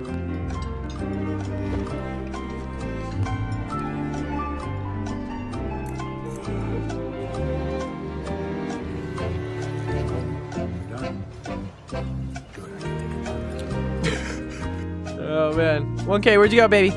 Where you at, dog? You got to be present to answer the questions.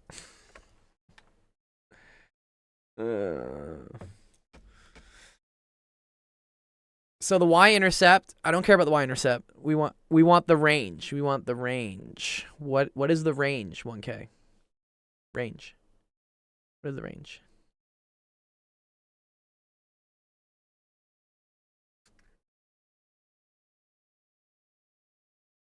The down distance is -7. I like that. That's cool. Down distance is good. Yeah, okay. So yeah, it starts -7 down.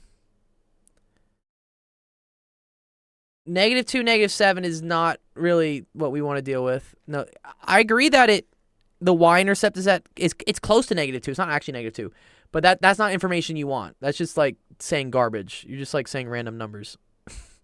Like it's like if someone asks you, "Hey, do you want cheese on your pizza?" and you're like, "Water is wet. I like lamps. Coconut smoothies are tasty." It's like, no, bro. Do you want pizza? What type of pizza do you want?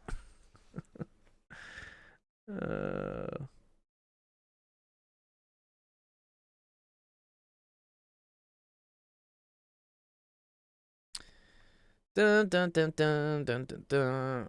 We gotta remember, range is saying what is the lowest value, what is the highest value for y. If you get this one right, I'll let you go. But if not, you don't get any bond coins, because then like you have to be actually learning to earn.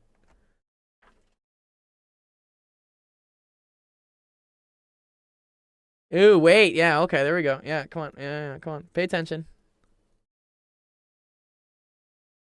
This question, yeah, what's the range? What is the range? So, okay, ooh, okay, now he's going.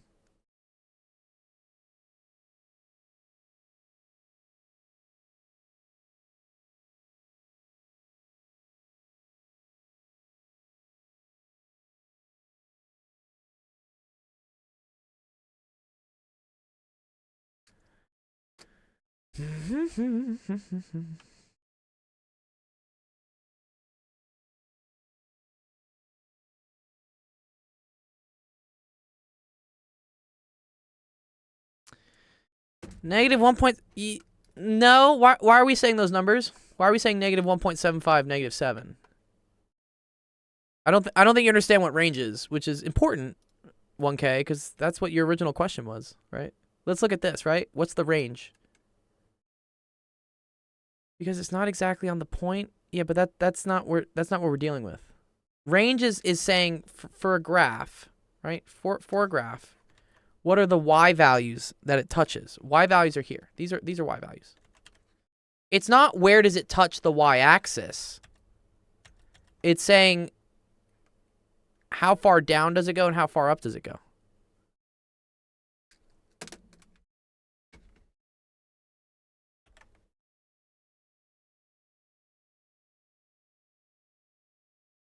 Okay, Ace, here, I'm going to do your question. One sec. Ace, let me do your question. Ace, are you around? Range is not making any sense. And I'm running out of patience.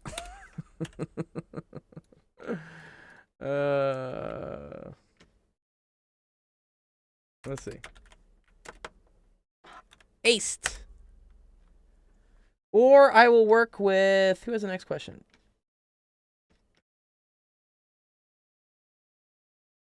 Lost in Saga? Yeah, I could do it with Lost in Saga.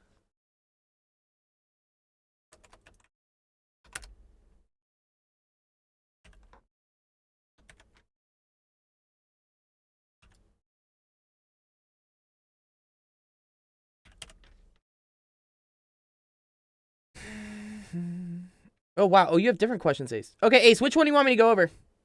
You haven't summoned it. The second one? Okay, so the pendulums. All right, let's do it. Okay, a pendulum is 1.2 meters long. What is the speed of the pendulum bob when it passes through its equilibrium position if it is pulled aside and makes a 25-degree angle with the vertical? Hint, is it possible to determine the vertical drop of the pendulum and then use... Yeah, okay. Have you done conservation of energy yet, Ace? Yeah? Okay, cool. All right, let's do it. This is a very common problem that comes up a lot. Okay. So, we have... I'm going to do things to, like, exaggerate.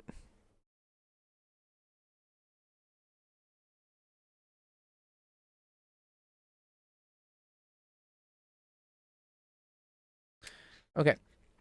And we know this is 1.2 meters long, right?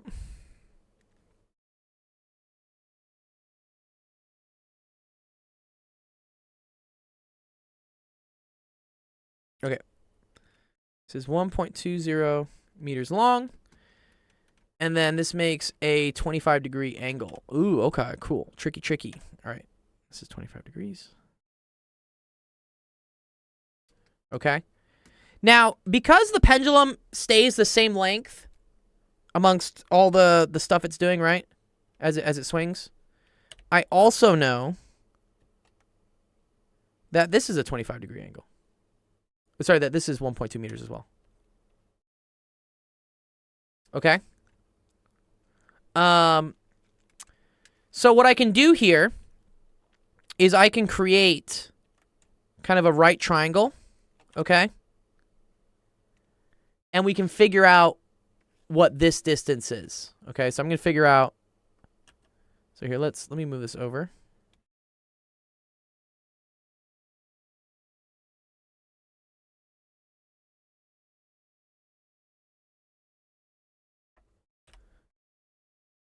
This is a very good question, actually.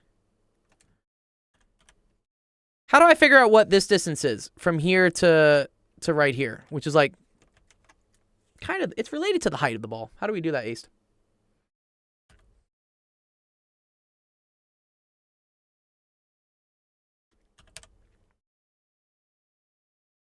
Good. Yeah, exactly. Okay, cool. Yeah. So we know question mark is equal to 1.2 cosine of 25 degrees. Okay, that's what this is, right? All right. So, and this is the cool thing about conservation of energy is you can always measure your height from wherever. Like, you can call whatever 0 as long as it's the same in every single situation. So in this case, I'm going to call this h is equal to 0, right? So then how do I figure out this? Like the new height, h. What would that be?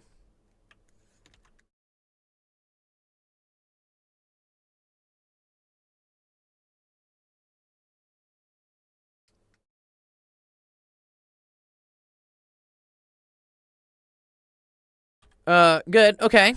Yeah, question mark, right? Yeah, we're trying to figure out h. Okay. So here.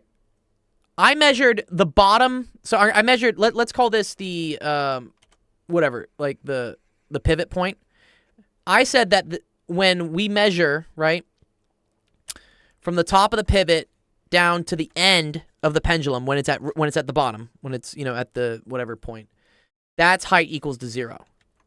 And now what I want to do is figure out what the new height of the pendulum is. Oh, what's up, Don? Thanks for the raid. God bless us, everyone. God bless America. God bless the United States. What's up, Don? Good to see you, Don. I want to hop over to Penn Center's thing. How's his thing going? Shout out to Don Does Math. Don Does Math. Awesome guy.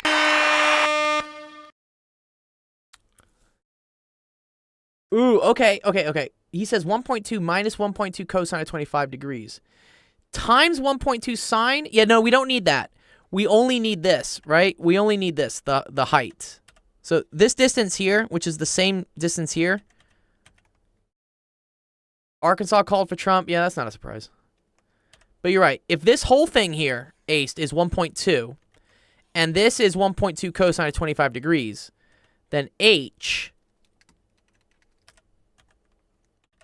which is like the height of the pendulum, the height of the ball at this point, that's equal to 1.2 minus 1.2 cosine of 25 degrees. The 1.2 sine of 25 degrees would be this distance, and I don't really need that. Does that make sense, Ace? This whole thing here is 1.2. This whole thing is 1.2 cosine of 25. So this, which is the same as this, is 1.2 minus 1.2 cosine of 25. Pardon, he says. Pardon what? Oh, gotcha. Wait, arc cosine is for Trump? Why is arc cosine for Trump? What? What's the joke there? I don't know that one. Okay.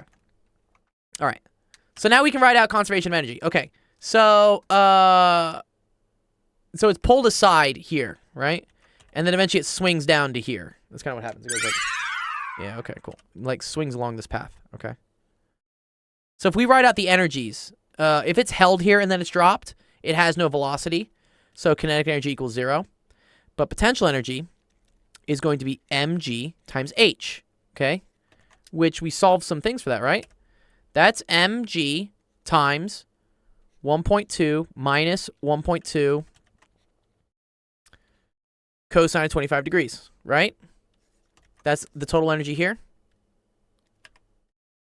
Okay. Let's call it like... Now let's look at the energy when it hits the bottom, right? When this thing like comes all the way down. Now the height of this thing is technically 0, right? Because we're measuring the 0 height from this position. So now, Ke equals 1/2 mv squared. Ue is equal to mg times 0, which equals 0.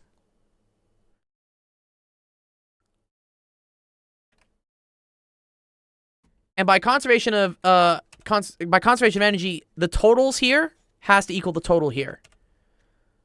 So that means that this number,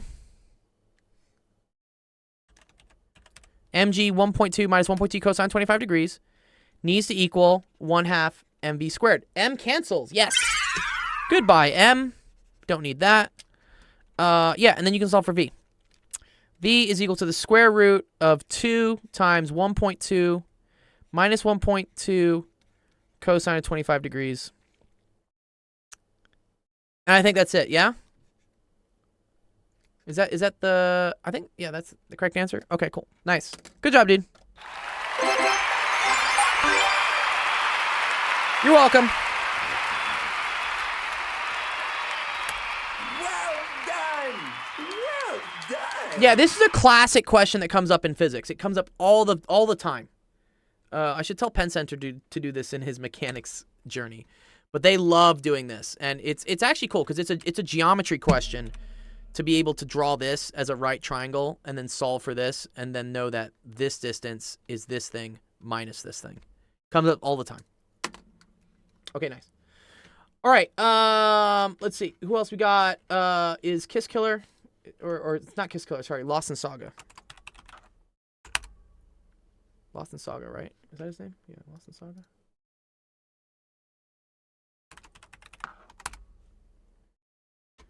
Junior's next. Critical. Ew, capacitance! Oh, man. Okay, while I wait for him, I want to see... Let's see how the news is doing so far. Actually, let's go check out Penn Center. I want to see what Penn Center's doing. Where's Penn Center? Like, I don't know. Can we talk about the whole like land acknowledgement? Oh, he's thing? dressing Like, as it's so weird Trump! to, like, like Oh that. my god, Penn! But I mean, individuals that are like from that region. Where did he get the Trump You should wig? know. Dude, where... Penn Center, where'd you get this, dog? I think it's cool. Nice. I like this guy too. I mean, like, if I was American, I Oh, probably he's talking about would vote RFK. Yeah, that's too if he was funny. running for president. Yeah, he's a little problematic with some of his beliefs, but yes. Okay, all right, let's try to do this. Okay. Okay, a parallel plate They are normal capacitor. beliefs. They have what? So they are normal beliefs. I know, but he has some weird conspiracy stuff. He personally probably has the most balanced viewpoint I've ever heard. No, I do like him in terms of like all the FDA and the food stuff. It's interesting that Trump like embraced him because they clash so much environmentally.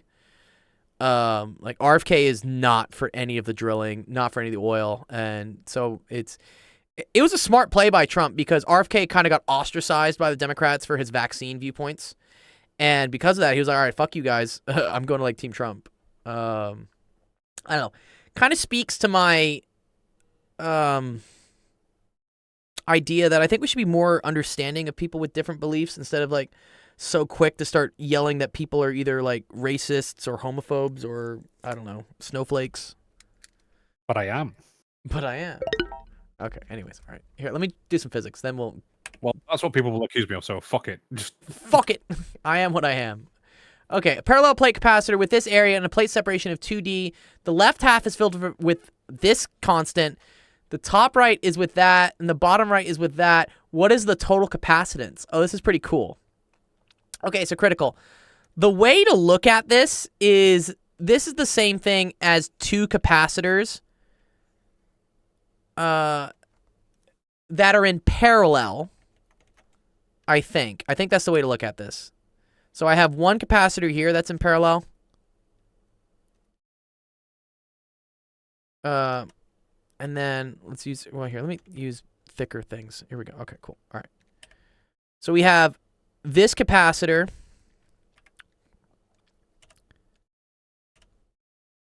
in parallel with a green capacitor that is in series with a purple capacitor.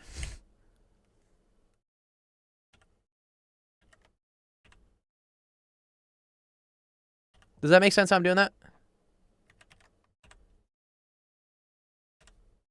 And then we're going to use some capacitance rules to figure stuff out, okay?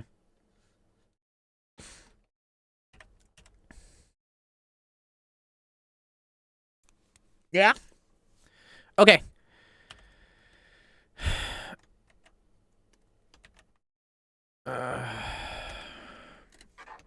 Okay, so this diagram looks it's like a funky Neapolitan ice cream sandwich of a capacitor, right?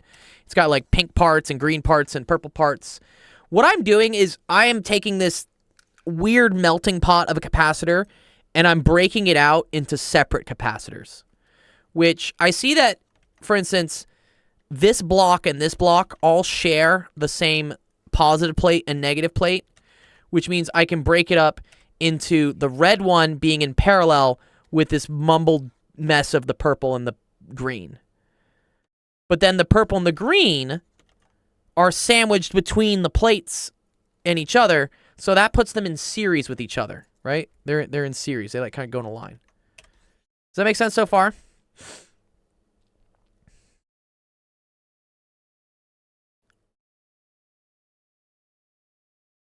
Cool. Okay.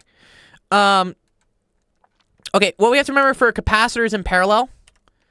So capacitors in parallel, you have that the total is equal to C1 plus C2. For capacitors in series, C total is equal to 1 over C1 plus 1 over C2, and then all of that is raised to the negative 1. So it's interesting. Capacitors in series behave like resistors in parallel. Do you remember doing that in your circuits class? Yeah. Okay. So let's figure out what the capacitance of this whole thing is first of doing these two in series. All right. So I need to remember how capacitance, and distance and dielectric. Okay, here we go.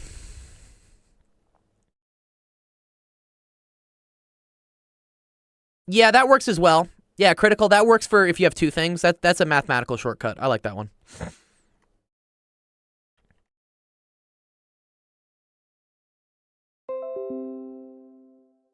Okay. So this is the equation, which is that capacitance is equal to K epsilon naught A over D. Okay. So let's get the capacitances and stuff. All right. So C3, right? This one, which so here. This is how this is gonna work, because we're really doing capacitor 2 in added with 3 in series, and that's going to be, I'm going to say capacitor 2, 3. That's them combined. And then this one is going to be capacitor 1 in series, sorry, in parallel with capacitor 2, 3. So C3 is equal to, we'll put epsilon naughts on everything at the end, if that's okay. I'm just going to skip doing that. So that's equal to K3. The area is A over 2, and then the distance is D. So that's A over 2D, all right? And then C2 is equal to K2, A over 2D.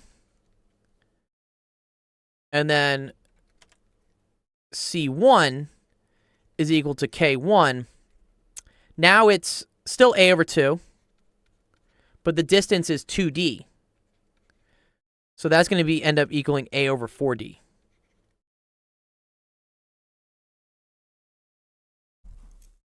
Okay? Good so far?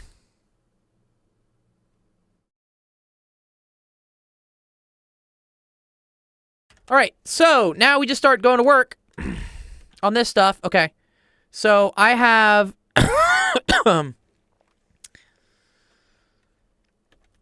okay, so they all have an A over D in front of it too. Yeah. So here, let me just like redefine stuff. Yeah. So we'll just know at the end capacitance will equal to epsilon naught A over D, and then we're gonna simplify these things because I don't want to keep writing all the numbers. This is K3 over 2. This is equal to K2 over 2. And then this is equal to K1 over 4. Right? Okay. So C23 is equal to 1 over C2. So that's 2 over K2 plus 2 over K3 to negative 1. So you can see how you said, right, C1, C2 over C1 plus C2. You'll see how that kind of like comes around here because this has to get multiplied by K3 over K3. And then this has to get multiplied by K2 over K2. So then I get 2 K3 plus K2 all over K2 times K3. And then all of this is to the negative 1. So that ends up equaling K2, K3 over 2, K2 plus K3. Okay? That's equal to C23. And now that gets added to C1. So now I have... Yeah, all good. I'll give you the whole PDF for this too, man. So you can really zoom in on it. So then C total equals C1 plus C23, which is going to equal to K1 over 4 plus K2, K3 over 2, K2 plus K3. Okay. So I got to take this. I got to multiply it on the top and the bottom. That's so ugly. All right, whatever. This has to get multiplied by 2. So let's see. This is 2 K2 plus K3 K1 over 8 K2 plus K3. So this is going to cancel and just become over 4. And then this is plus. In order for this to have a 4, I have to do 2 over 2. So this is plus 2 K2 K3 over 4 K2 plus K3. So it's equal to, again, don't forget this part. This is the simplification I made when I did this, because I just don't want to write all the terms. So that's going to be epsilon naught A over D times, right, K1, K2 plus K1, K3 plus 2 K2, K3 all over 4 times K2 plus K3. I think so. I think that's how you do it. It's pretty shitty. I need to Hurts my erase this brain. from my mind. Do we know the correct answer, Critical? Is this okay? What's a SpongeBob? Yeah, do we think this is right? I don't know the correct answer yet. Here, let's ask ChatGPT. I'm just curious. See if you can do it. Solve this. Oh, wait, not that.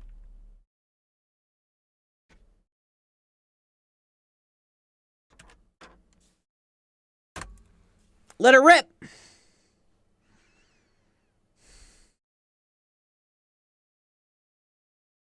Oh, we have numbers for things.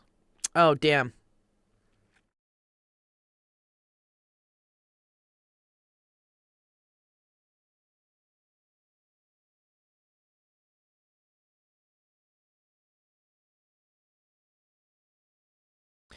It's so funny. So ChatGPT is making a mistake. It thinks they're all in parallel. See how it says it makes a mistake here. It says C1, C2, and C3 are all in parallel. I don't think that's true.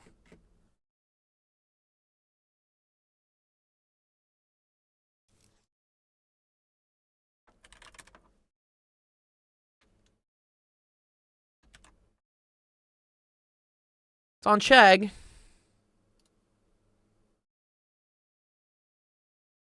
What? Sign in.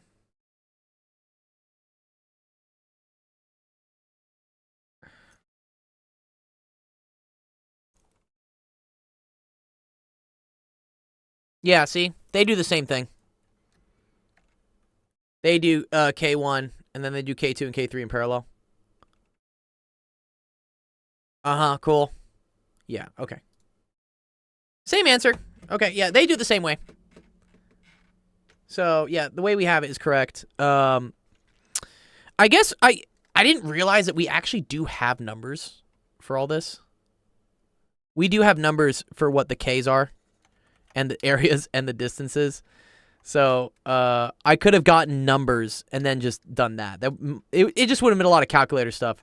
I think this is cooler to do it like analytically, because when you get to higher level classes in physics, they're not going to give you calculators. You have to figure out how to do this kind of, we say like analytically or like with variables. But anyways. Okay, cool. Good job.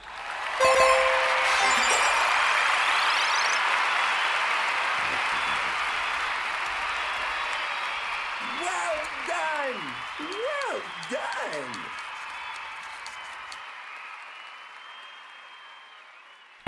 done! Yes, it's I tagged you in the it's in the chat. It's in the office hours chat there.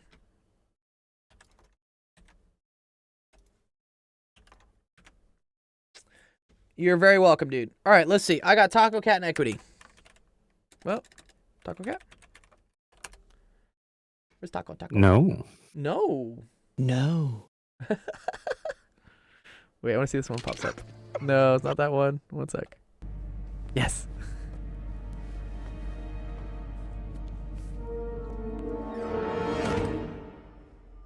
Hello there. Hello there. General Kenobi!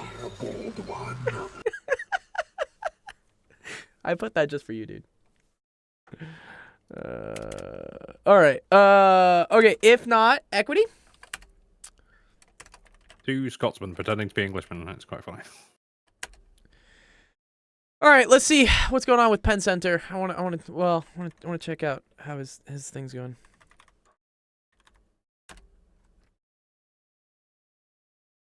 RFK speaking. I want to end this surveillance and censorship. I want to protect the Constitution. I don't know how this guy need to can eat my speak. greens, I need to eat my reds. Hey, that's fair. I know a lot of people that just eat meat. That's it. That's all they do. They don't need I greens. want to end the surveillance. I like leafy greens, I wanna but end the that's just a weaponization personal of opinion. government Hey, against Poyne. American How you doing? Do you have elections in Canada? Yeah, we do. Our next election is And next I want year, to I end the believe. chronic disease epidemic. Again, Now, is he going to say anything? Don't you think that we deserve a president in this country who's going to Okay, so this is a very vacuous statement. I want to end this, but it's like, what's your plan to end? Like, what are we gonna do? What's the point? What are we gonna do? Can't really hear what he's saying, anyways. Honestly.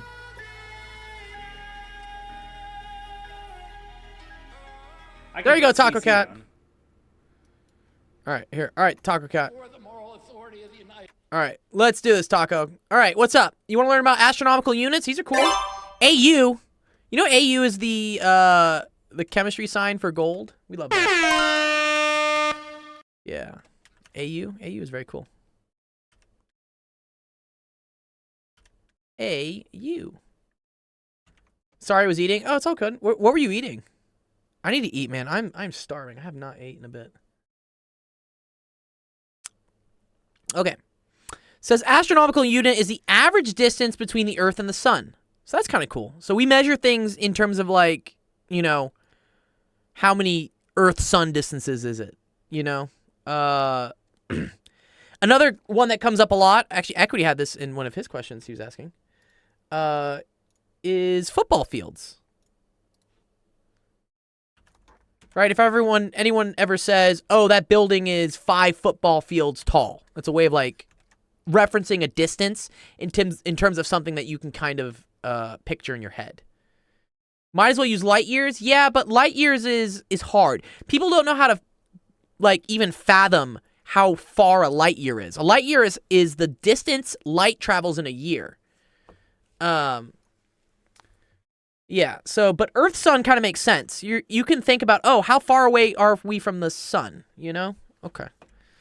Because these are really big numbers. So, and it's approximately 1.5 times 10 to the 8th kilometers. Wow. That is, what is that? Is that 150 million kilometers? Yeah, that's a lot of distance. Damn. Okay.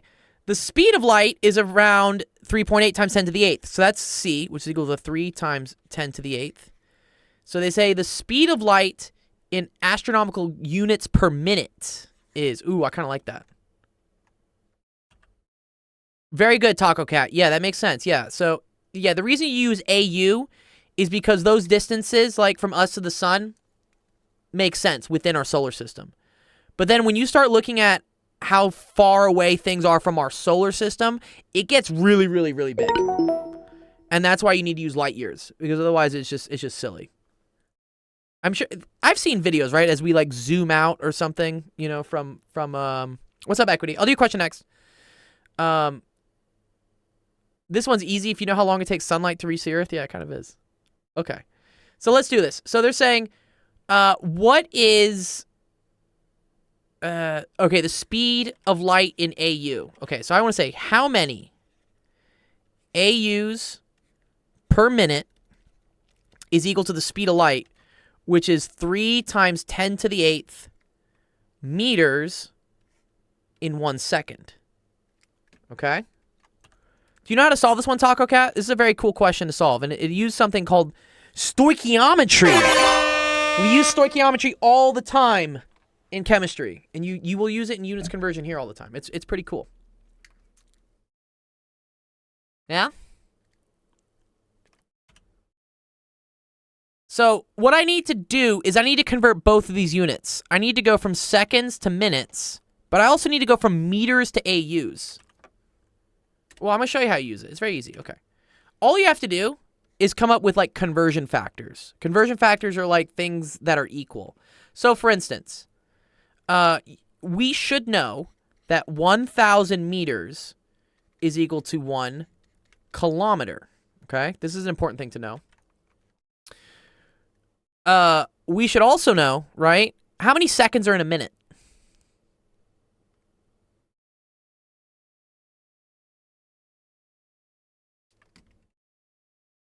$60. Yeah, okay, good. So 60 seconds are equal to 1 minute. All right. So how I always set this up. So I always say, this is what I want. And this is what I have.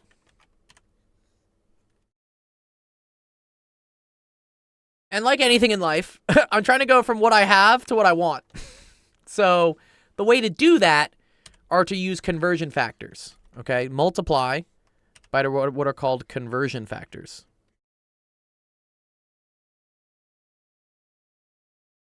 This sounds like budgeting to me. Yeah, well, yeah, it's, yeah. What I want, what I have. Yeah, kind of. I mean, if you're really poor at budgeting, you can just have everything you want. You just may not have a retirement plan. Not the best. Okay, so. Want and hoof? Yeah, I guess that works too. Let's wait for Joker to blow up this question real quick. We're almost done with it. He's like, oh, where's my explosion? Where's my explosion? I guess pretty funny. Okay, your lowercase a's are awesome. Oh, thank you. Oh, that's actually there. That's horrendous. Okay. I can write these as fractions, Taco Cat. I can write this as 1,000 meters over 1 kilometer. Or 1 kilometer over 1,000 meters. Okay? Same thing with this. I can write this as 60 seconds over 1 minute. Or 1 minute over 60 seconds. In either case, all of these things are equal to 1. Because this is the same as this. You know, if like you divide 3 by 3, if you divide a number by the same number, you get 1. It's the same thing here. 60 seconds is the same as a minute, so it's just equal to 1. So when I multiply these things by conversion factors, I'm not changing the number. I'm not changing what the value of it is, but I'm changing the form of it. Okay? So the first thing I'm going to do is I'm going to want to go from seconds to minutes. Should I multiply it by this one or this one? The left one or the right one? You can take a guess which one you think it is.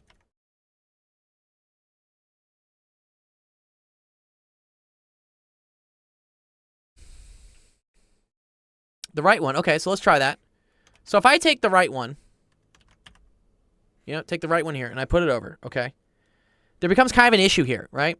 So when I multiply these things, do you see how I get seconds on the bottom again? This will get me like seconds squared. I don't really want seconds squared on the bottom, right? I want minutes on the bottom. Yeah, okay. So what you want to do is you want to multiply by this thing, okay? Because watch what happens here, Taco. Do you see how seconds will cancel with seconds? And then you're just left with minutes on the bottom?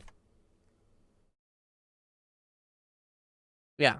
So now we've successfully converted our rate from meters per second to at least meters per minute. So we're getting closer. Yeah, all right, cool. Okay. Now we need to go from meters to AU. So this is where it helps sometimes to write out what all the conversions are. So I know 1,000 meters is 1 kilometer. And then I know that 1.5 times 10 to the 8th kilometers is equal to 1 AU. So how can I construct conversion factors out of these things to then multiply by this to get me to AU? Let's remember that we're starting at meters, okay?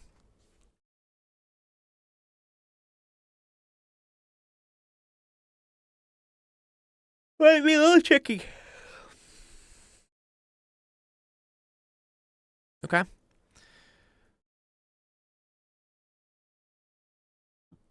So, yeah, Taco, we need to go from meters to kilometers, and then from kilometers to AU. And we're starting so far with meters, right?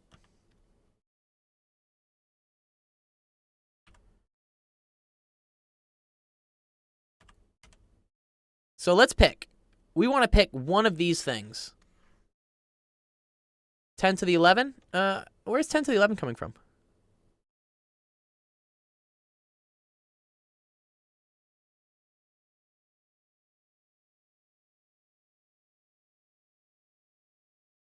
So look, I have meters here. I want to get it to kilometers. The way to do that would be to pick this one, Taco. Oh, take the 3 from 1,000, add to the 10 to the 8th. Oh, I see. Yeah, I mean, that is correct. Yeah, that's one way to do it. And here, but let's show how to do it with conversion factors. So I can take this thing right here, Taco, right? Let's just take this. Let's pull it down, okay? And now what that's going to do is the meters from here is going to cancel with the meters from here. So now we've gotten from meters per second to kilometers per minute. Okay, so we're close. We want AUs per minute. So that means we need to use one last conversion factor, which is between kilometers and AU. So I can either say 1.5 times 10 to the 8th kilometers over 1 AU, or 1 AU over 1.8 times 10 to the 8th kilometers. Okay? Which one of these am I going to use? We're trying to get to eventually AUs. And so far, we have kilometers. Good. We use the right one. Yes. Yes. Good job, Taco Cat. Yeah, see, I use this one because now kilometers cancels with kilometers, and our final thing we're left with is AUs per minute. You see that? Yeah, this is really, really, really useful to know, okay? So now what I do is I multiply everything on the top, okay? So we're going to go through, and we're going to multiply everything on the top to get us a number up here. And then we're going to multiply everything on the bottom to get a number down here, and then we're going to divide the two. So I'm going to do 3 times 10 to the 8th, which is the same as 3e8. That little e there, that's 10. Wait, here, let me show you in the calculator. That's times 10 to the 8th. So here, let's clear it. 3 second e8. That's the same thing as 3 times 10 to the 8th. You can watch it this way. Watch, 3 times 10 to the 8th. It's another way to write it. This is called like scientific notation or engineering notation, I think maybe. Yeah, okay. So 3e8 times the 60 times 1 times 1. Good. Okay, cool. And then let's do the bottom, right? Which is 1 times 1 times 1,000 times 1.5 e to the 8, right? That's that. So then we do the top number divided by the bottom number. So we had 1.8 times 10 to the 10th. 1.5 times 10 to the 11th. And that gives me 0.12. Okay? So the speed of light in astronomical units is 0.12 AU per minute. Okay, remember, this was AU per minute, right? Because that's the last thing was left here on the top. That's the last thing left on the bottom. Everything else got canceled out. Okay? And that is going to be choice B. Nice. Good job, Taco Cat. Hello. What's up, Ethan? I can't. No, I gotta say something. I come in here with good news. Good news? What's the good news, dude? What's the good news? Tell us the good news. So you remember how you saw in my report card that I have a C plus in physics right now, or a I did. 79? I saw you had a C plus in physics. We want to help you out with that, man. You should have a B at least. You're a smart kid. Well, hey, I don't mind showing my camera for something. Okay, show it to me. Okay, let me just see. See, look at this. Ooh, it's coming up. Coming up. See what you got. Wow, 20 out of 20. Nice, dude.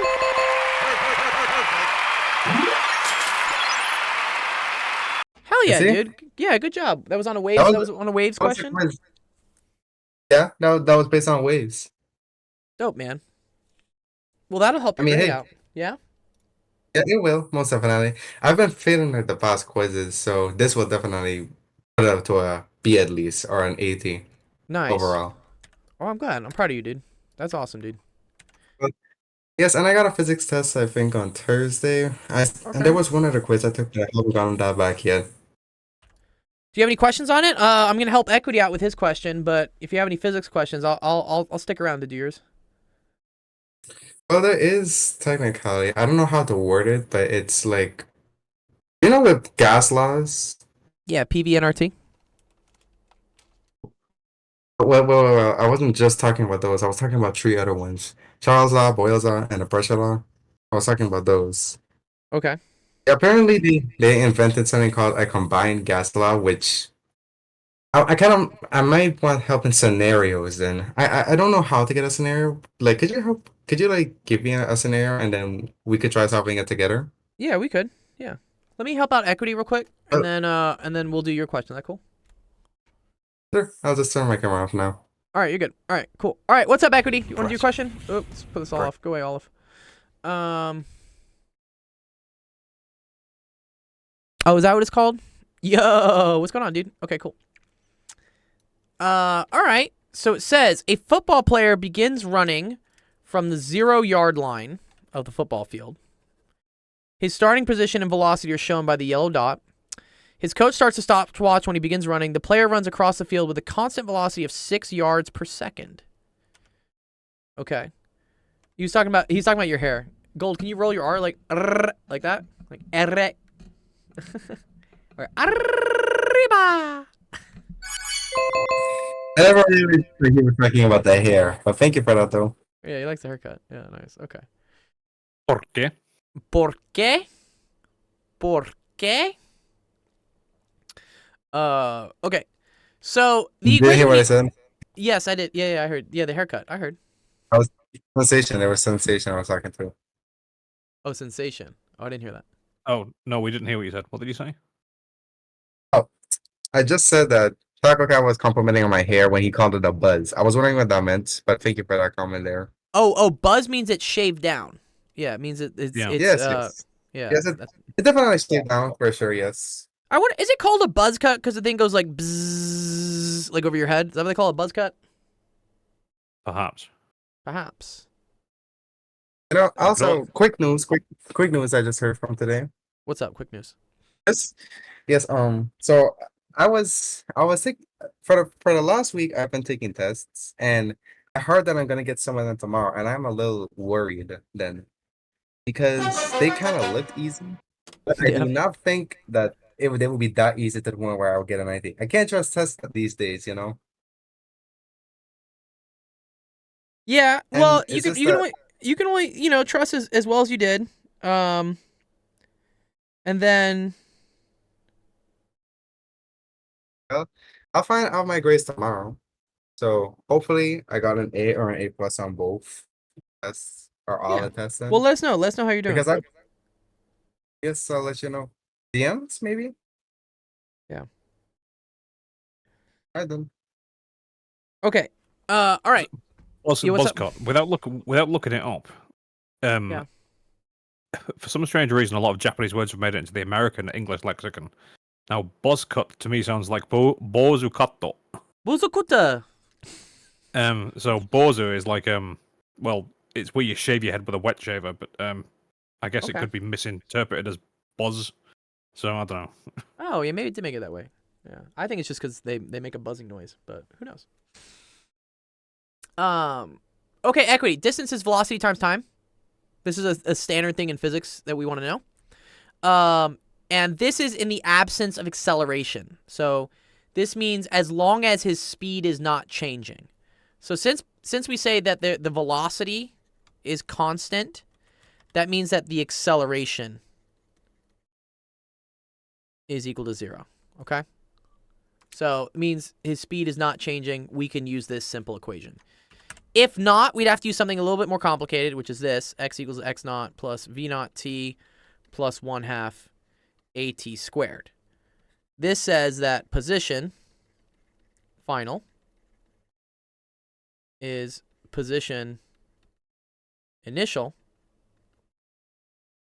times initial velocity times the time times 1/2 the acceleration times the time squared. But because this is happening at constant velocity, this whole thing goes away. And you're just left with this. And since his initial position, right, he starts at 0, right? Since he starts here at 0, this also goes away. So now we're just left with this. Position, which is kind of like distance. They're technically different. Is velocity times the time. So knowing that equity, how could you figure out what his position is at all these different time points? What would you have to do? Still streaming.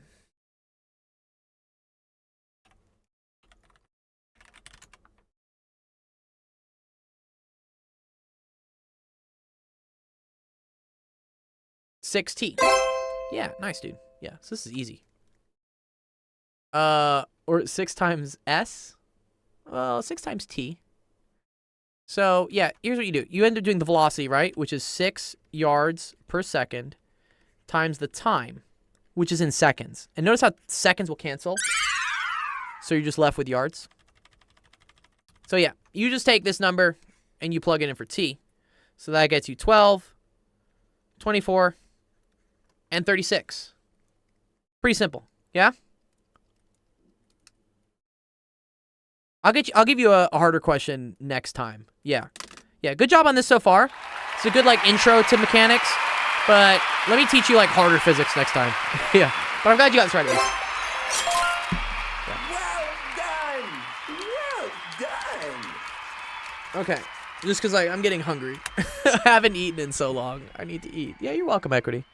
Yeah, nice job on getting, yeah, I'm so glad that the what was it? The keyboard you won made it to you. That's really dope. Yeah, look at this. This is what happens when, like, one of my prizes that the kids win goes all the way to Canada. And wait, this gift has been a couple places, right? Didn't I try to ship it to someone in Texas first, and then that didn't work? And then I shipped it to someone in I want to say Virginia or something. I shipped it to, like, a completely different state. Yeah. So this keyboard has been around the United States at this point. And it somehow finally made it to Canada. Yeah. I want to see if it loads. Come on, picture upload. Upload picture. Are you using it right now, Equity? Like, is the keyboard sick? I don't know. It looked cool. I know people pay extra for, like, the all white stuff these days. You know, like, oh, I have to have the white graphics card, or the, you know, it's for, like, a clean white. You haven't opened it yet. Oh, why not? It's a nice keyboard. However, it's pretty pricey. Yeah, people love these. Just like this, like, super frost white setup or something. But you pay a stupid amount of money for the white components. But anyways, yeah, look at this. Look at this. Wow. It's real. It's real. Look, this keyboard made it to Equity and the sign. And Ethan, do you still have the letters that you've gotten, right, from me sending you prizes? Yeah. Yeah, to be fair, it looks really good. Yeah. Sick. I'm glad. I mean, you deserve it, dude. You worked really hard. We are going to start a Winter Games competition. I will do it. But I think I may limit it to just cash prizes, just to make everyone happy. Because as much as you guys love the physical stuff, I understand it's such a pain to, like, ship things to people. So I might just make them as gift cards. Anyways. Oh, Andrew had 100 bond coins. Oh, I need to update the shop, too. Yeah. People said they wanted merch. They wanted some of the math merch I'm making. What happened to the PS5? I still have it. I just haven't given it away to anybody yet. I don't know. Might use it as another prize. Okay, what's up, Ethan? Yeah. What are you trying to ask here? Oh, I was seeing if do you have any of the letters that I sent you with the prizes you won? Do you still have these letters? I don't think so. No. Oh, I think there's somewhere deep within my that I can't find it's anymore. okay. Well, it's fine. You got them at some point. All right. You want to do it? You want to do what is it? A combined gas law question? Yeah, but my one is a little different. It's not the PV is equal to nRT. It's What is the it? other one. PV equals It's NKT? P1 V1. What? No, I didn't even Oh. get to finish what I was just saying. Okay. I said I'm saying What is it? P1 V1 over T1 is equal to P2 V2 over T2. Yeah, That's the okay. one that we are given. So let me show you like where this comes from, Ethan, because it's the same thing. Okay. Yeah, they're just basically constants. It's like they're all like directly proportional, right? Or is that the right word to use? P1V1 equals nRT1, right? This is PV equals nRT. And also P2V2 equals nRT2, right? So if I rearrange Why these, isn't the N and the R 2 as well? because R is a constant, that does not change. N is the number of moles. Okay? Yeah. Okay. Wait, I thought Which- it was R. I thought it was No, R that was the no, number no. of moles. No, N is the number of moles. And you assume N stays the same unless gas is leaking. Unless there's gas leaking in and out, then you assume it's the same. Okay, but if you Okay. divide both sides here, right, you just get equals 1, which is the same thing as saying this whole thing here, right? Is equal. It's the same as that. Exactly. Yeah, Ethan, yeah. Equals the same thing, right?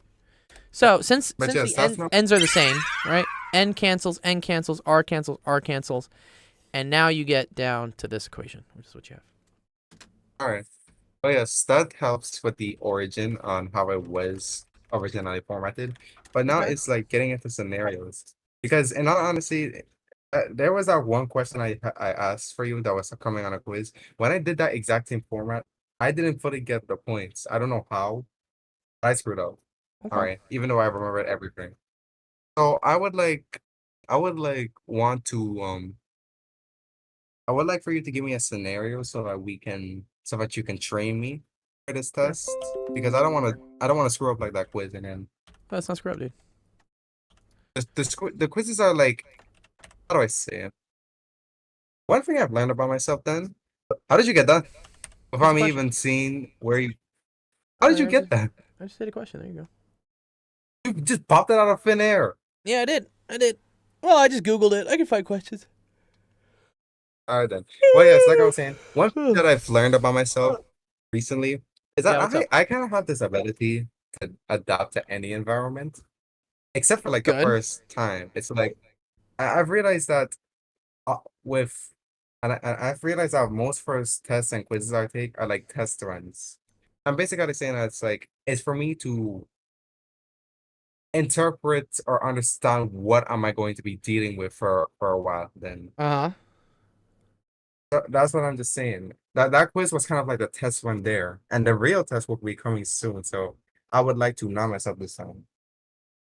Okay, let's do it. All right, so let's try to do this. It says a gas initially has a pressure of 200 torrs and a volume of 300 milliliters and a temperature of 26 C. The volume is decreased to 0.25 liters and the pressure is increased to 0.60 atmospheres. What will be the final temperature? Hold on, can I get my calculator for this? Yeah, let's do it.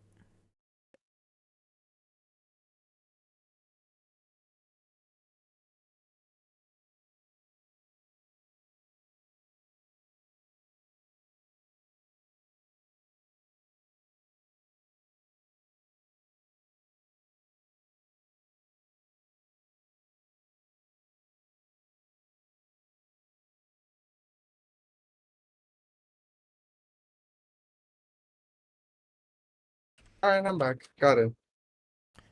Okay. So I'm just writing down what we know, right? So we know for the first situation, Yes. right? P1 is 200 torr, V1 is 300 milliliters, and then T1 is 26 degrees centigrade. Okay.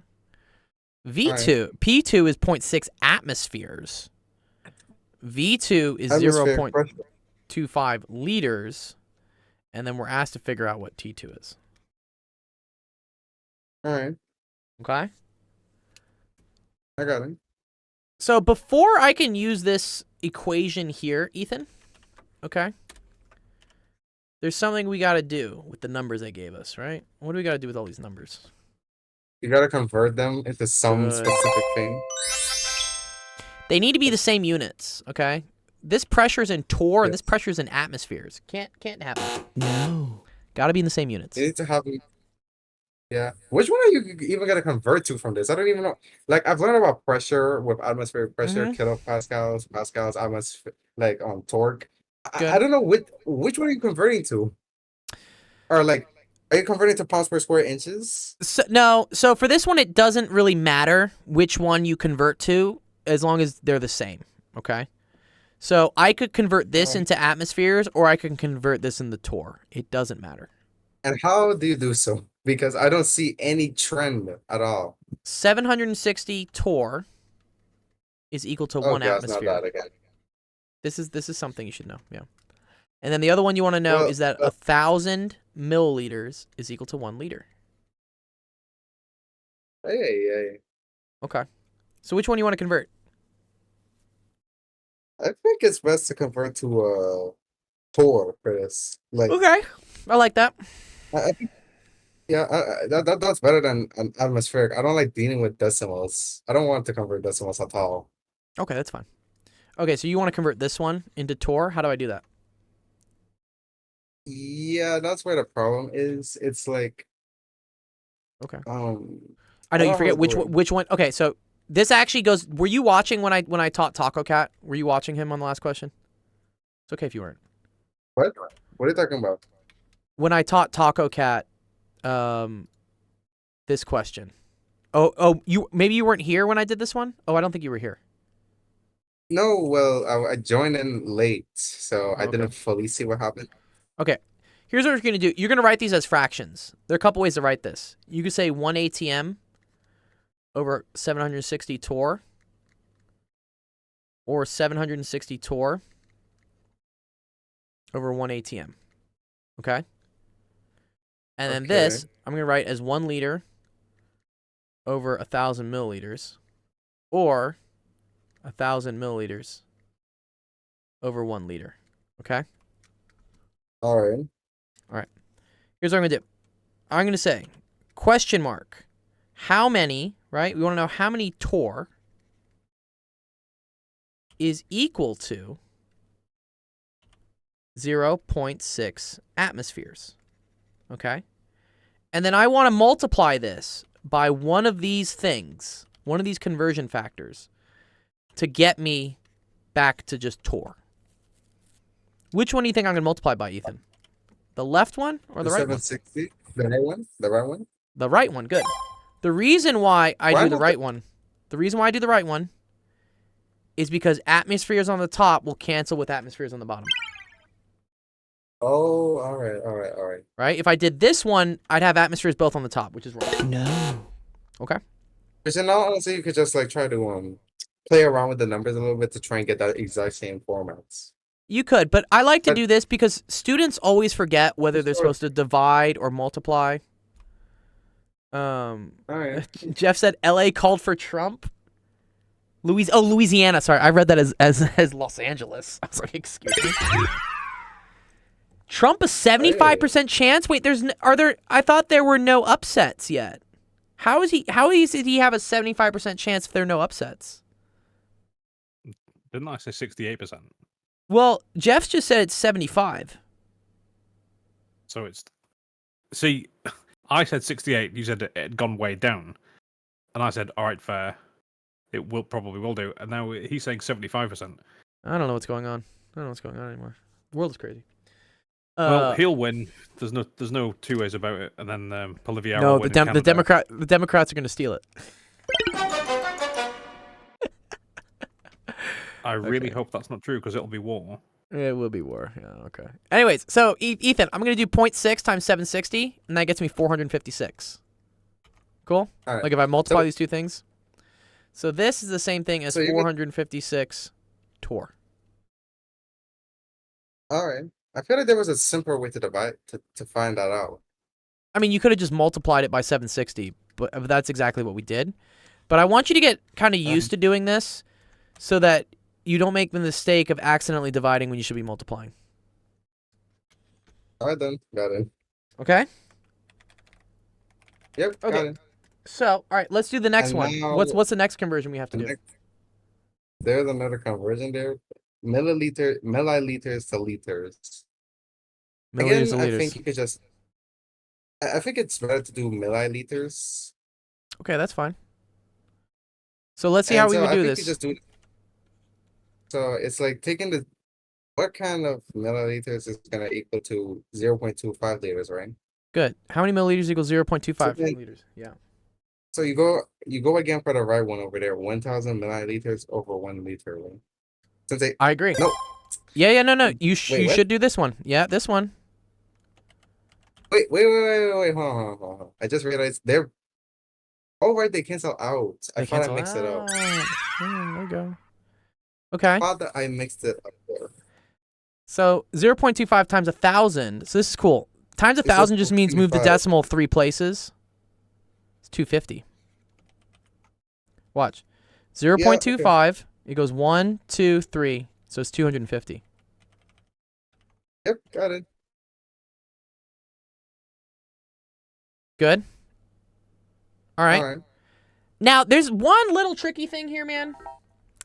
Oh yes, And yes. Converting from Celsius to Kelvin. Yes, I know how Yeah, to do this. degrees centigrade. Yeah, we got to convert this to Kelvin. Do you remember how to do this? Yeah, if I can truly remember how this goes, the one thing I keep in my head is like K is equal to C plus 273.15, right? Yeah, good. But yes, you just do 26 plus 273.15, which in all honesty is just 299.15. Yeah, good job. Nice. Yeah. Yeah, Cosmic I is know how cheering to you do on here. Kelvin to Celsius. Okay, good. You don't know how to do Kelvin to Celsius? I mean, You I just- said I you- know how to do it. Oh, okay. Okay, What? cool. Yeah, you're good. You're good. Okay, so now that we have That's this, just, Ethan, what do we do next? Now you can substitute your values in since now they're kind of the same. Mm-hmm. So what do you do?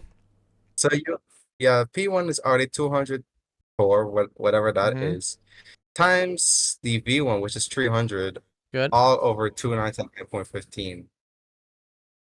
Okay, good. And then for the next one is P2, which is 456 Tor Mm-hmm. times 250. Yep. And you still do not know what T2 is, so you just leave that undefined. Good. And now you can just solve for what can be solved, which is like Mhm. 200 times 300 over 299.15, which just gives you 200.56.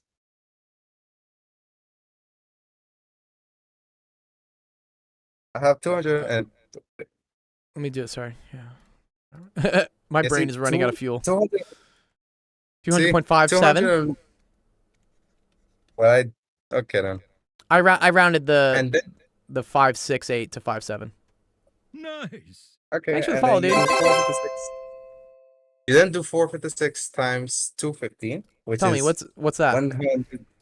114,000 or something. Wait, no, hold on. I don't know how to say that. How do you say it? All over T2 though. 114,000. That's Good. what I meant to say. 114,000. Good. Over T2. All right. Now, students always get confused here. You gotta be careful. No, How do I solve- I think I know what to do here. How do you solve I for think I know what to T2? do here. What do you do? What do you do? Show me.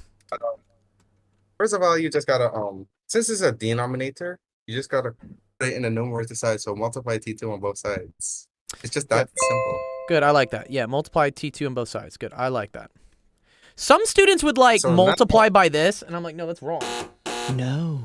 What? But yeah, I know it's silly. Okay, so you have T2 times 200.57 equals 114,000. What do we do next? And then you just divide 200.57 on both sides. Good.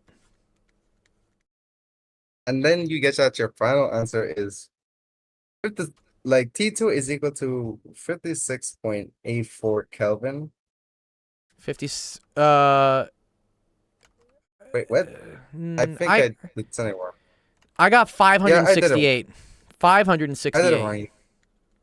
I missed a zero. Okay, that's okay. Actually, it's 568.39 Kelvin. Kelvin. But that's kind of a weird number. How do I put that into centigrade? Why would you want to put it to Celsius? Temperature must be converted into I Kelvin. don't know, because like Kelvin's weird. How is Kelvin weird? It seems more accurate than a Weird. Celsius. I know, but I You can't see the out- I can't picture 568 Kelvin. So like, how can I convert this into centigrade? It's a Celsius. It's just Yeah. like taking the formula C is equal to K minus 275, Good. 273.15. K minus 273. Good. Yeah, Fahrenheit is the only true scale. Yeah. If the Which is presidential fast- election keeps going how it is, we will never be able to use centigrade forever. Okay. So good. Which- So that gets you you think? 295. Good. 4.4. Degrees centigrade. Nice. Optical word in Celsius at the end. Oh my god, dude. Optical. Yeah, if you're gonna put degrees Celsius, you have to do that. Yeah. Nice. Good job. Why? Why don't that makes no sense? They say in the notes that temperature must be converted to Kelvin. Yeah. No, I'm saying your answer that you give the teacher should definitely be in Kelvin, but as an exercise for us, I just wanted you to put it in centigrade. I just want to make sure you could do it. All right then. Cool. Nice. Got it. Okay. Cool. I don't think we have any more questions for today. Any more screenshots? Nope. No more? What's up, Cosmic? Cosmic typing something? Has Zach started streaming yet? Dr. Gold is setting you up for success. I'm trying to. Somebody's got to do it. That to go? You know, actually, I got this funny little thing I want to tell you. What do you want to tell me, dude? Tell me, man. So you know how in like I don't know if it's true or not, but apparently I've heard that when students are going to college and university, apparently there's more people that's cheating right now. Yes. Yeah, Is a that lot of true? people. Yeah, a lot of people are cheating these days. It's kind of So unfortunate. the thing is that this teacher is making it so hard for every one of us to the point where people are starting to cheat in their tests. I had something similar happen to me in high school. My history teacher was just being an absolute dick with like how he wrote his exams. So me and a couple friends found out that because he wasn't teaching, and then he would give tests that were nothing like what he taught, and then everyone would fail. And then we figured out that he was using a test bank that you could buy like a CD off of eBay from, and he was just verbatim copy pasting those.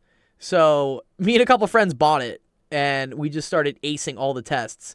Eventually, some people got mad at us, and we got in trouble. Hey, But in reality, who really got in trouble was the teacher, because the teacher was being lazy and using a publicly available test bank to write shitty tests that didn't have anything to do with what was being taught in class. Exactly.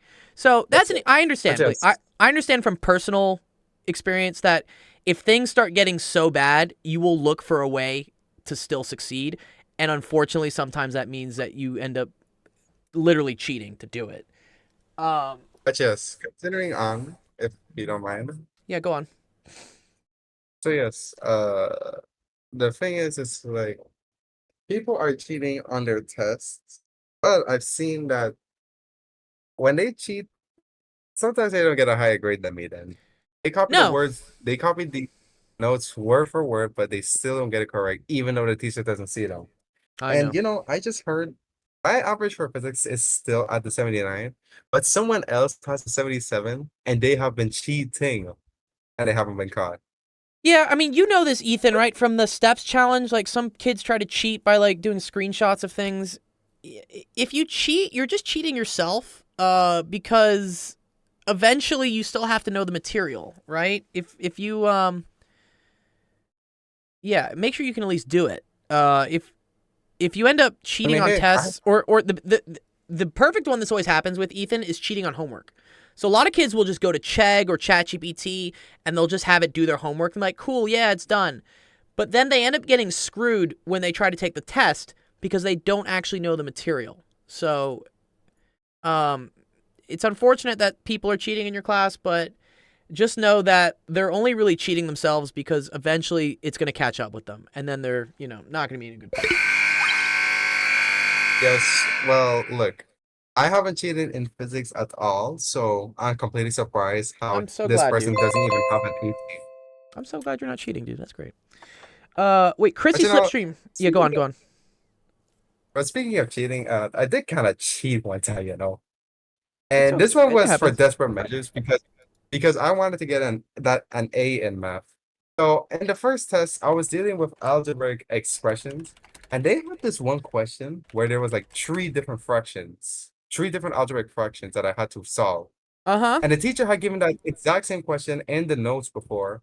So I decided to try and attempt one of the sneakiest things in the class. Oh, we're being sneaky with. Since I'm at the back of the class, I decided to pull out the math notebook and turn to the page that thing was on. I had the answer there. So I quickly wrote it down and put the book in my bag. The teacher didn't even notice. Oh wow. And I kind of feel guilty for doing that because now I don't think I deserve the A+, at least an A. Yeah. But I desperate times sometimes call for desperate measures, and I had to do it, you know. Desperate things call from different desperate measures, yeah. So look, I do regret it, but I'll try my best to not attempt that again, as long as I can fully understand the topic. But just, I have cheated once only, and with that, it helped me get that A+ in math. Okay. As long as you're learning the material, man. Yeah, put in the work, it'll pay off. Trust the process. I agree, Cosmic. Okay. So look, all I'm waiting for tomorrow is I hope I get my 90s on that test, like I want. I hope you do well. Because so far I've been getting the highs in like 2 out of 3 tests out of 11. Like we've gone 3 tests back so far. I got the highest in 2 of them, and hopefully that trend continues to go on because I want to be number 1 in my class. Nice. That's good to want to be number 1. That's really cool. Okay. All right then. All right. Good to I see guess you. we're ending off here. I am. Yep. Later then. All right. Peace. All right. We close off stream. All right. Thank you everyone for coming to Office Hours Actual Education. That's dope. Appreciate everyone who came by, asked questions. Everyone in the chat. You're all lovely. Chrissy, if you ever have questions, I'm always here to give advice on, college trajectory and stuff. Happy to try to, help you out a little bit. Our next stream is going to be tomorrow. That'll be at 5 p.m. Pacific, 7 p.m. Central, 8 p.m. Eastern. Come on by. Get help with your math and science. What we're going to do now is we're going to go raid Zach. Zach's another awesome math friend of ours, and he's streaming. So if you want to keep learning some math, please follow us with the raid on to go see Zach. If you want to have some fun with another one of our math streamer friends, Penn Center is doing an election watch stream. I'll post a link here for you if you just want to hop over to that real quick. Look at this guy. Like this guy, what is he? Penn Center is awesome. He's another math friend of ours. So if you want to check, if you're done learning math and you want to go see the chaos, which is the election, which I'm gonna go do, go hang out with Penn Center. I still actually have to teach one more kid calculus in like an hour, but okay. Otherwise, we're gonna go raid Zach and talk to him about some math and math education stuff. Anyways, all right. Have a wonderful rest of your Tuesday. We will see you tomorrow. And peace out.